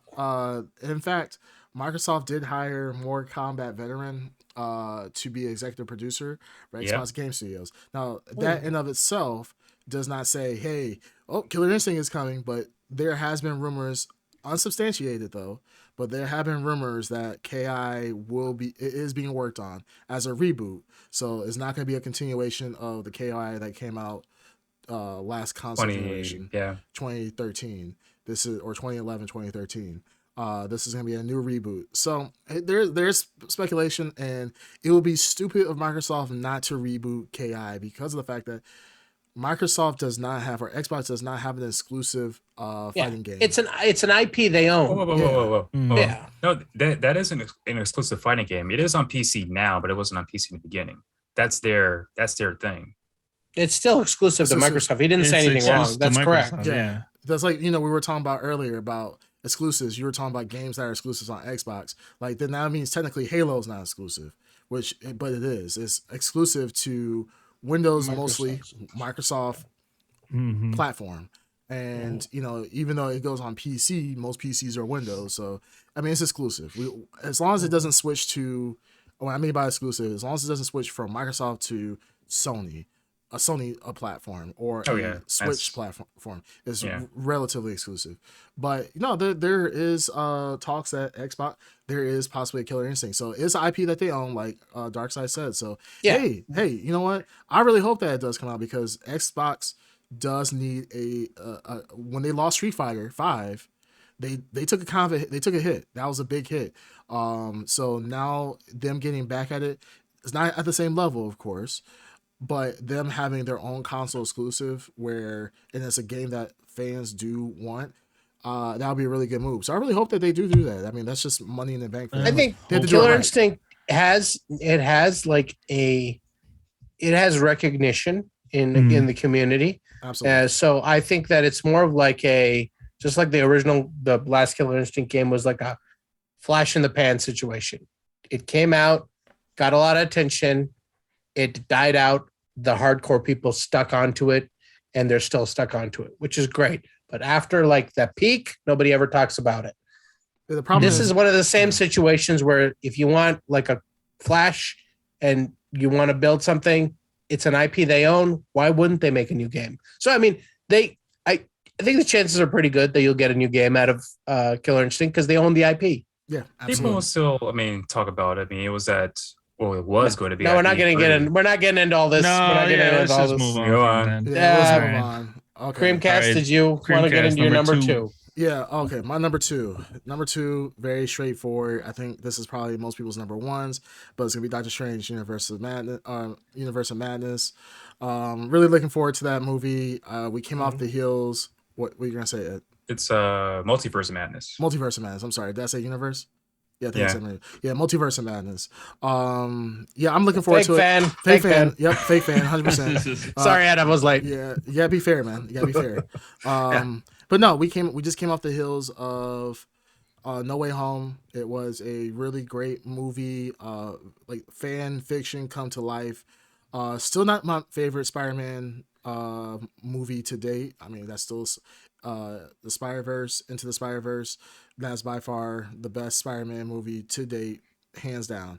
But now that we get to see a little bit of how this fan fiction can work and how it can bring out a lot of stuff from other universes into the main MCU that opens the way to what we've already talked about with the Fantastic Four, with X-Men, and then that just opens the door to a plethora of so many cool superheroes and villains at that point in time. Like, I think one thing I'm super excited for is like Doctor Doom. You know, a true Doctor Doom. Yeah. Like, Yeah. that, because that's definitely an Avenger plus level event. So the fact that we now can start getting into the multiverse and really breaking into things. And I'll put Multiverse and Madness with, I don't know if Loki, I think they said Loki's not coming out this year. It's going to come out in 2023. But all these multiverse movies within the Marvel universe to tell a cohesive story, that's really interesting. So that's my number 2. Cool. Cool. Good choice. Yeah. All right, my number 1 for 2022, and I thought it was going to be everyone's number 1. I think I'm right. It's going to be everyone's number 1. It is Batwoman season 4. Nice. I knew it. Yes. Coming to the I knew CW. I knew it. Rose. Good job. It is going to be great. Yep. I think we're all excited for it. CW is being bought out, by the way. CW, baby. CW season 4. We waited for it. It's coming. No, it's the number 1 for me is the Batman. It's just, it's the Batman. I mean, not much I need to say. You've all said it. It was my guess for all your number 1. So we'll see what happens here. I know it's not Green Tuners, but still makes the list. It's top 5 material for sure. Anyways, moving on. For sure. Well, Green Tuner. since all right. did you? Okay, yeah. Yeah. Shut up, man. Yeah. Nobody cares. My number 1 Suck it. is the Lord of the Rings TV show. Nice. Yeah. I love the Lord of the Rings movies. I watch them almost every year. So I can't wait to see what they do with the TV show. You know, gotta get my Tom Bombadil fix. Sure. It should be quite all right. Yeah. He actually cosplays as Legolas all the time. Like, it's not All on the time. Halloween. He has like the bow and arrow, the blonde hair, blue eyes. Like, he loves Orlando Bloom. I mean, it's disgusting. Dude, I'm if you've Lembas. ever heard Green Tuner speak Elvish, you will. Yeah. He does have a Elvish body pillow, and he does caress it every night. I feel sad for his wife. I do every night. It's his wife body pillow, then Green Tuner in the bed. That's the order of things. I got my shitty ears glued on with the little tips on the end. He licks on the ears, ASMR style. Like, you like that? Yeah, but I can't wait. I want to see if they expand on the universe, because technically, even what's his name? Not Saruman. Sauron. Sauron. Even Sauron is really not the strongest or the most powerful being in the whole Lord of the Rings world. He's not. He worked for someone too. Yeah, exactly. So like there's been great battles on Middle Earth, and like what we saw in Lord of the Rings was one of the smaller ones. So I want to see if they even touch on that. So I don't know how much you know about the Lord of the Rings. I don't know as much. I know like a brief understanding of the world that's written there. Do you know what time period this takes place in? Because I think this is after the Middle Earth in the Lord of the Rings series is the second age, right? Or is it the third age? You're going way too deep for me. Okay, No, and it's either the second age or the third age, and the first age is what we'll see. There's a moment where before humans, I guess, there's a change that happens. There's a change, but I know the Lord of the Rings movie is towards the downfall of Middle Earth. That's why everybody's leaving, because they can see the downfall coming because of the previous human battles. beings are taking over, and all elves and dwarves are leaving. Yeah. Anyways, it's all nerd shit. But doesn't the elves also go into that cave area? Shut up! Or ask for Sonic the Hedgehog to help out, but then Dr. This is not the real age of the Lord of the Rings. The third age. It's the third age. What about the first age where Stormon is the real wizard? He's the Stormon the Black. Come on, guys. So, What did you say, Saruman. Saruman the Black? Yeah, just making sure. There's no such thing, sir. You sound Okay. foolish right now. Yeah, you sound foolish stupid. right now. You You sound sound fucking white. foolish. Yeah, Saruman okay. the Black. Yeah. Fuck The yeah. closest you Goddamn. can get is Renegast. But Ed maybe Underground. Get Red gas is like Ed Underground. let's get Yes. shit on the face. That's what he is. Number 1, the Batman. One. Let's do it. Yeah. Move on. So my number one that I've been anticipating for a while, and it's been You're wedding? What are you doing? my number one that I've been anticipating for a while that has been delayed, but looking forward to this for so long, and I'm glad it's finally coming out this year. My number one is John Wick 4. Oh, I'm kidding. No, Good choice. no. Yeah, I would say that's not bad. I was about Batman. to have a lot of respect for you, but Yeah, honestly, I was Batman. about to. That is It's one of the my Batman. honorable mentions. Yeah. It's the Batman. the Batman. Batman. Okay. Okay. you know it was John Wick 4 Yeah. until he frantically realized Batman's coming out this year, and he was like, "Oh, Both are delayed. yeah, So yeah. all right, yeah, I got you, man, I got you." Yeah, good choice. All All right. right, Creamcast. All right. Well, we already know what Last- my number one is. But not least, You already know what my number one is. I mean, Mhm. but now I'm not gonna lie. It is a tie. I'll say it's a tie because it's in two genres. So it's time. yeah, is We know the tie. yeah, it's easy. It's God of War, Ragnarok. I mean, God of War, for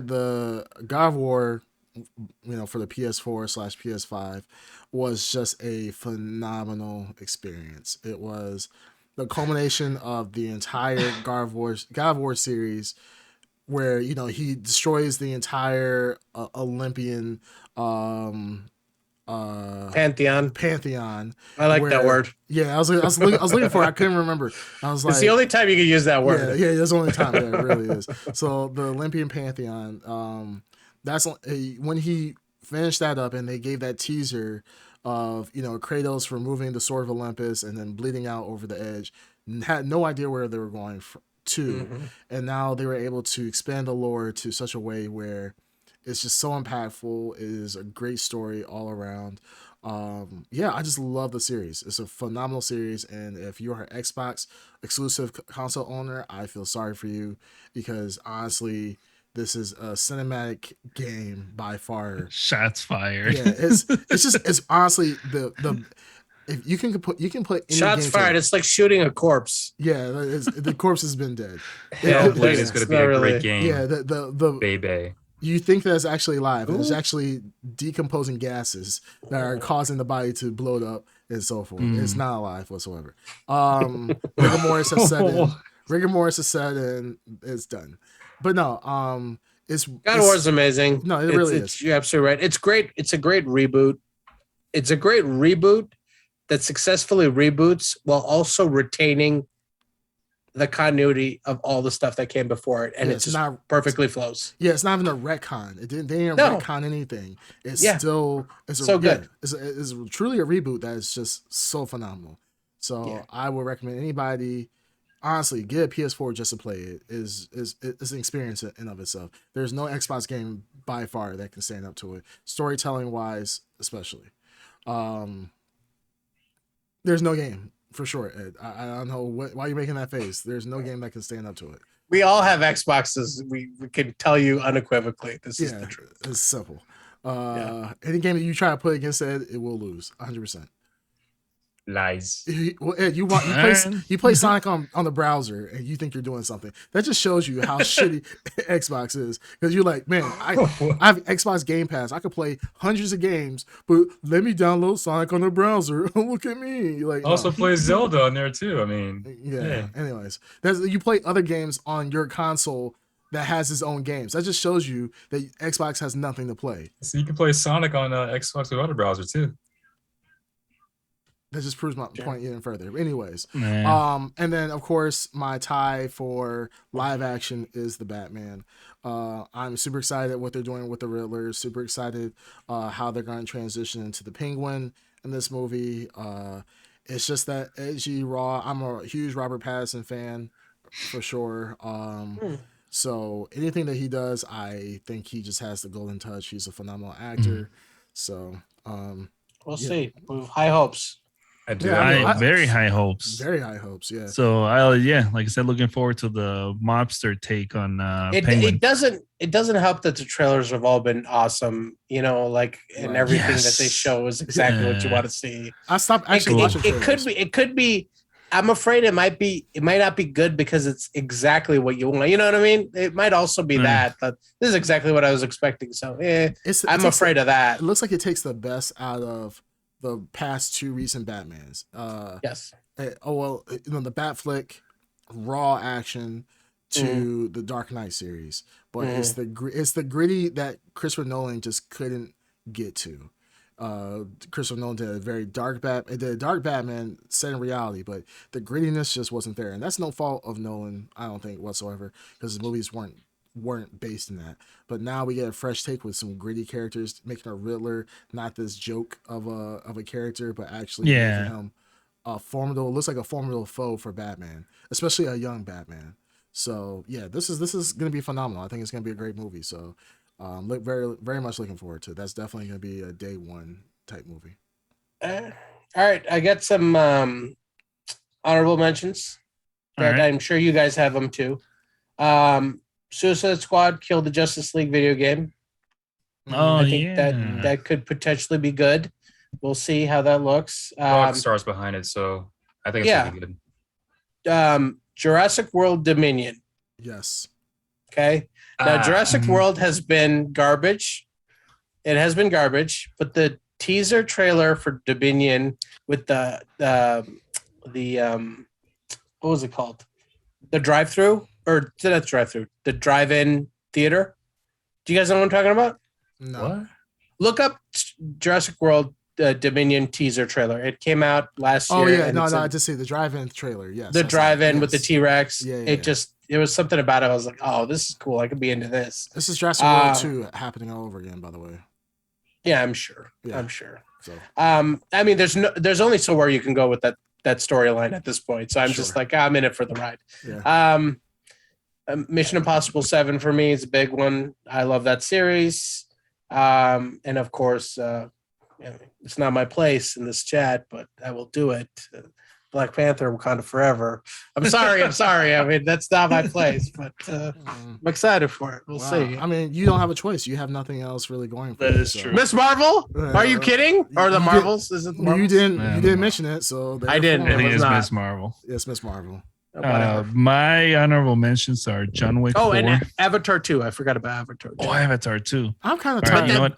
Avatar 2 is nobody knows if it'll come out, and everyone who thinks it'll come out, it's in like December 31st. They put it as far back as possible. That is so it's true. a long shot, but that was on True. Yeah. Go ahead. So it would be John Wick 4. Mm-hmm. Obviously, love all those movies. They're great. They're very fun. You know what you're getting. Yeah. The Flash movie. Mm-hmm. Yep. And The Northman. Really interesting Viking revenge film. No, it's a movie. Oh, okay. It's about Vikings, but the aesthetics are really cool. It's like strange and weird. And who's the director? I have no idea. I'm horrible remembering names, but look it up. It's just a Northman trailer. It's a Viking revenge story. So all right, I'm in. It looks really, really good. Robert Eggers. Robert Eggers. He did the Witch.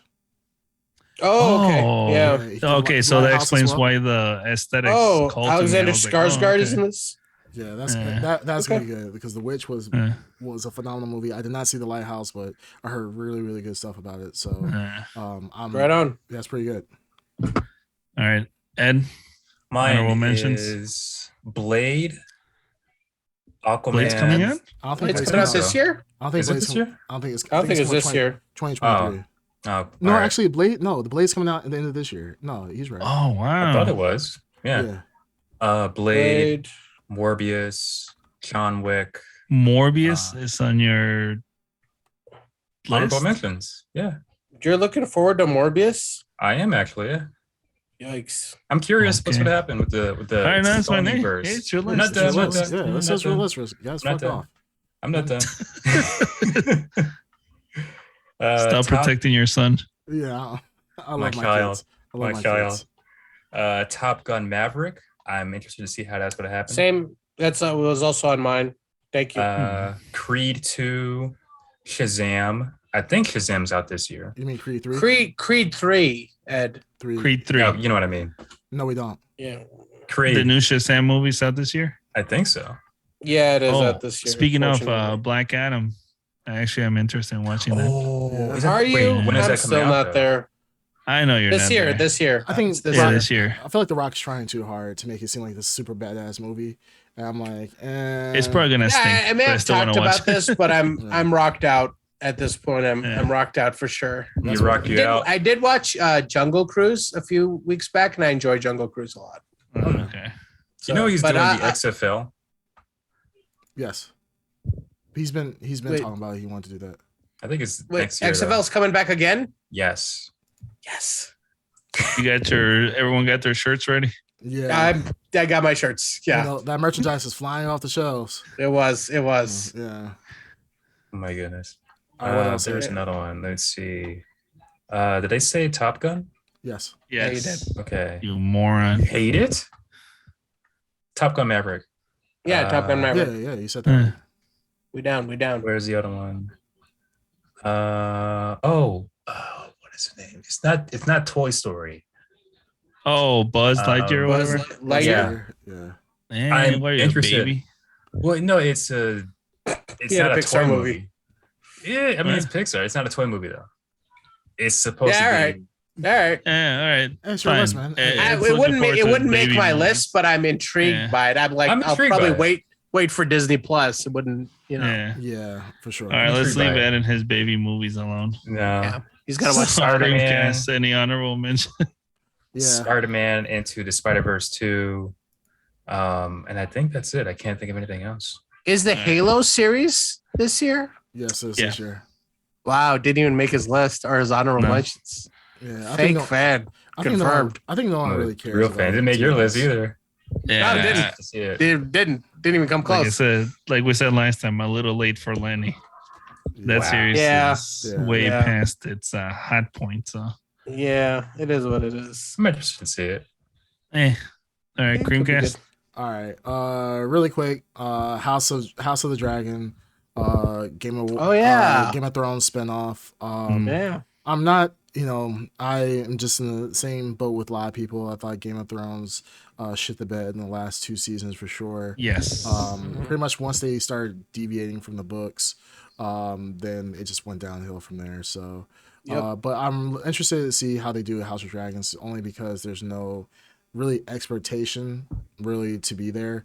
But then they're competing against like things like Lord of the Rings. So it's just like if Lord of the Rings is as good as we think it's gonna be, House of Dragons is gonna get shit on for sure. Yeah, it is. Of course, I'm looking forward to Blade.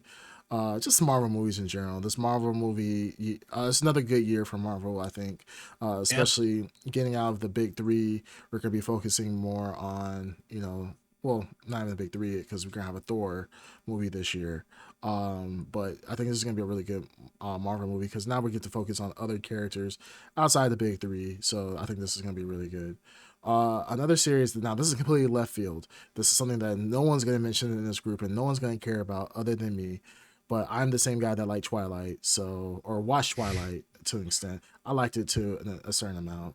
Had potential. It didn't You look- liar! You know you love Oh, that no, series. I have. It's not No, like he admitted it. He did admit Yeah, it. no, I liked it. Yeah, I he's trying liked to it. brush it up like I like. it's no big it, deal. You know, No, someone. I liked it. I just think that it didn't live up to a potential. It could have been a lot better. I don't Team see how Edward that's all the way, possible, but okay. You're Team Edward? Sure. No, I'm not a team. I like the series. I don't. Come on, you have a clear affiliation. Act all All cool right. about it. All right. What? He's what? fanboy. Are you What do Team want? Edward or Team Johnny or whoever it is? Jacob. Oh, okay. Sorry. I'm Jake. sorry. Easy. Get right. You don't know what I'm really into. Interview with the Vampire. Interview with the Vampire is coming out with What? a series. Oh, they're A series? remaking it? No, it's supposed to be a continuation from the From the movie. previous? from the previous movie. The movie? Yeah, That was a good movie, though. It was. That was a movie. really good Phenomenal. movie. Really good movie. Yeah. And we had Queen of the Dam, which was a spinoff of that Interview with the Vampire series. Then have you ever read any of the Anne Rice books? No, I have not. Yeah, I tried, and it's not. I don't know if it was not engaging. I was too immature to read it. I think not enough. I tried. Yeah, it's just not. I mean, honestly, I think the movie was just so good that I just didn't care to read the series.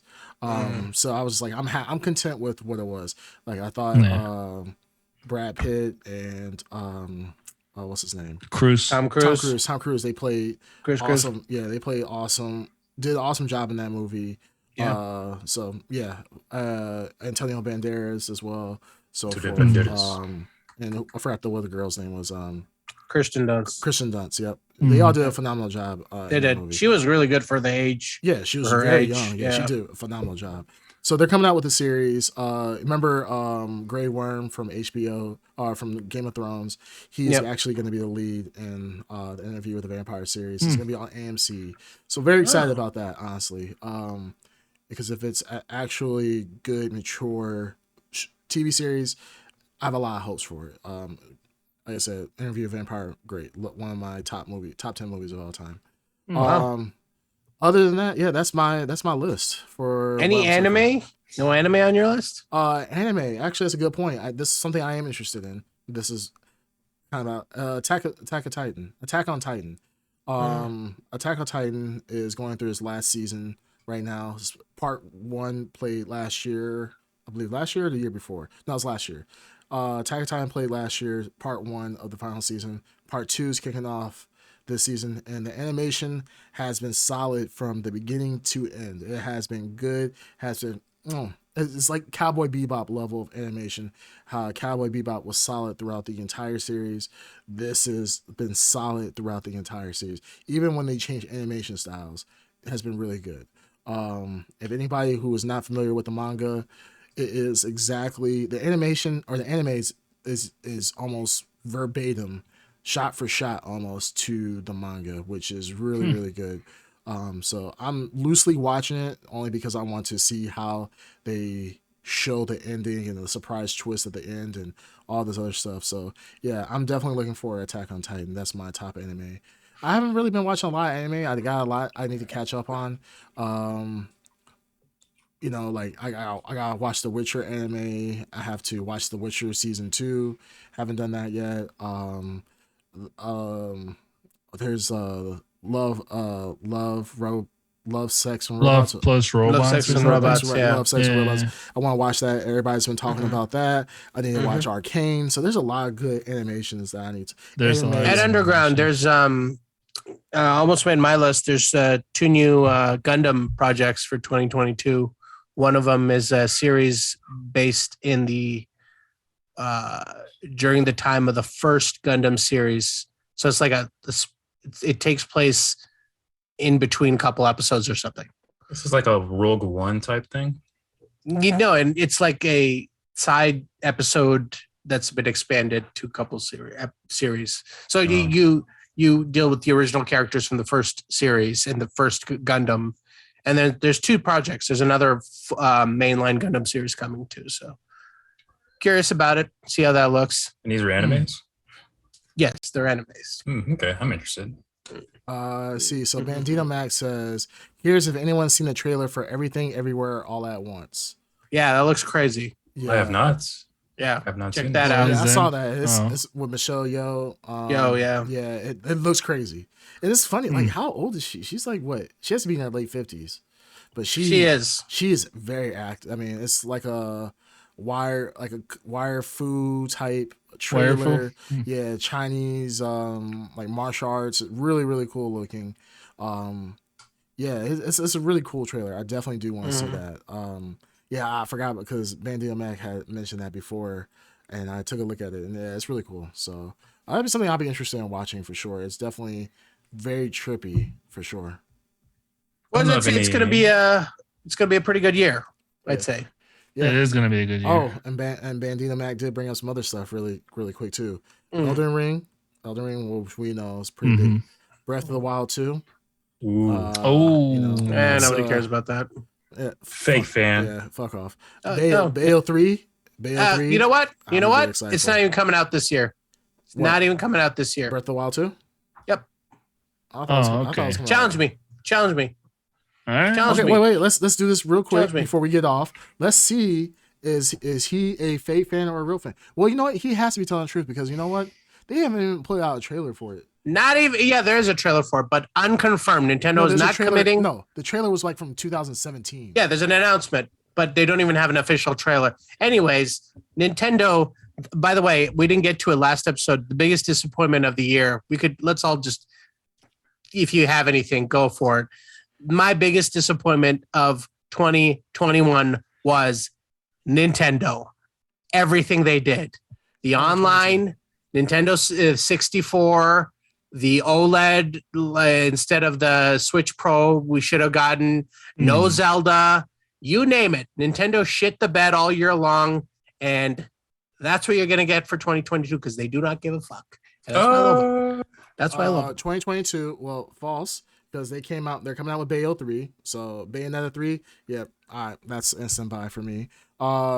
True. Breath of the Wild has been slated for 2022 release, but it wouldn't be surprised. Yes, it gets pushed out to 2023. Yeah, Most people think it's damn right. Damn right. Yeah. He's right and wrong. Don't ever fuck with me. Yeah, All right. and then Bandito Matt, last thing he says Starfield, but we know Starfield is never coming out. Starfield is at what 0. Starfield's also a Bethesda game, so it'll be a hot mess when it comes out. It'll be about 4 years Full of until it's bugs, actually yeah. playable. Well, Yeah, who the fuck wants to Starfield? play that? Starfield's been what? It's been announced for what 10 plus years. Xbox. 10 plus years, and it's probably about 20 years from being finally done. Yeah, So, right. and it will come out in 10 years, though. Or Yeah, maybe 2 it's years. 10 years, has made millions of dollars already, and it's still not gonna come out. It's like the best product to come out with. Like, yeah, we got a game coming out. Just pay us now. Don't worry about it, guys. We got this. Yeah, it's gonna get pushed for sure. All right. Well, we've been running for pretty long. This is Great new episode, season, boys. new- Great episode. Yeah, great episode. New season. new season, New season, new year. new year. This The Incel saga is behind us. I Mm. don't We know started about new. that. Is it, though? Wink, wink, wink. Yeah. Yeah, exactly. Yeah. We never had an incel saga, but yeah. That was a season 1 storyline. That was the storyline. It was his own. It was his own bad guy. Out of all the Big, episodes we've done, how many times have I mentioned anything about Yeah, exactly. Exactly. About Right. what? Let's move on. There you go. So we know So, who's like, the real. He knew We he know was who's the gonna real enemy. swallow his two own episodes. 2 episodes out of 31 episodes. We know who's the real. Was the real enemy of this past 30 some episodes. It was the damn feminists. The feminists were coming for Ed, and Ed was a solo Black Knight out here fighting off all the hordes of women wanting equal representation in media. Man, Someone's got to do it. yeah, Someone's and gotta guess do it. what? There you go. Yeah. Someone's got to do Yeah, it. you wear that incel badge, super proud, simping, and white knighting. Lies. Anyhow, all right, guys. All right, Ed, let's go Eduardo. ahead and take us out, man. All right, ladies and gentlemen, this has been episode 31 of the Blurred Podcast. You can find us on all major platforms and on Instagram and live at twitch.tv/the Blurred Podcast. Blur you later, baby. Blur Blur you you later. later. Blur you later. Yeah, stop doing the baby thing. Nobody cares about that. Yeah, I'm gonna kill you. Yeah, it's really Baby. bad. Yeah, That should have ended with season 1. Yeah, that should have ended. Maybe we just Babe. need Yeah, to there's end- something new. Yeah, maybe we just Babe. need to Babe. end Ed. Or this. Boom. Okay, I'm okay with that. The Yeah, baby that's thing is better cringe- than baby. It's cringeworthy. It's So cringy, but From the we- same guy. That's fine. that's fine. It's better than baby. No, Yeah. it's a lot worse than baby. It's from the No, same it's guy. all bad. It's all bad, Ed. Ed, you are like, you know how they look at the ratings for shows? You know, like they show the most of the people who watch it are like 8 to like 10 years old. And then there's that one I'm in blip. the 30s during Yeah, you're in the demographic. 30s. You're the one blip in there, and they think, oh, well, we got him. Ed, stop watching wrestling. Wrestling is not real. This coming from the guy whose favorite movie is Twilight. Hey, But you know what? But you know what? Twilight gets bitches. Only thing you get is other sweaty men. Do they get bitches when they glitter in the sunlight? How do you know all this? Hey, how you know all this? Hey, Ed, how about this? Ask your mom. Well, my mom has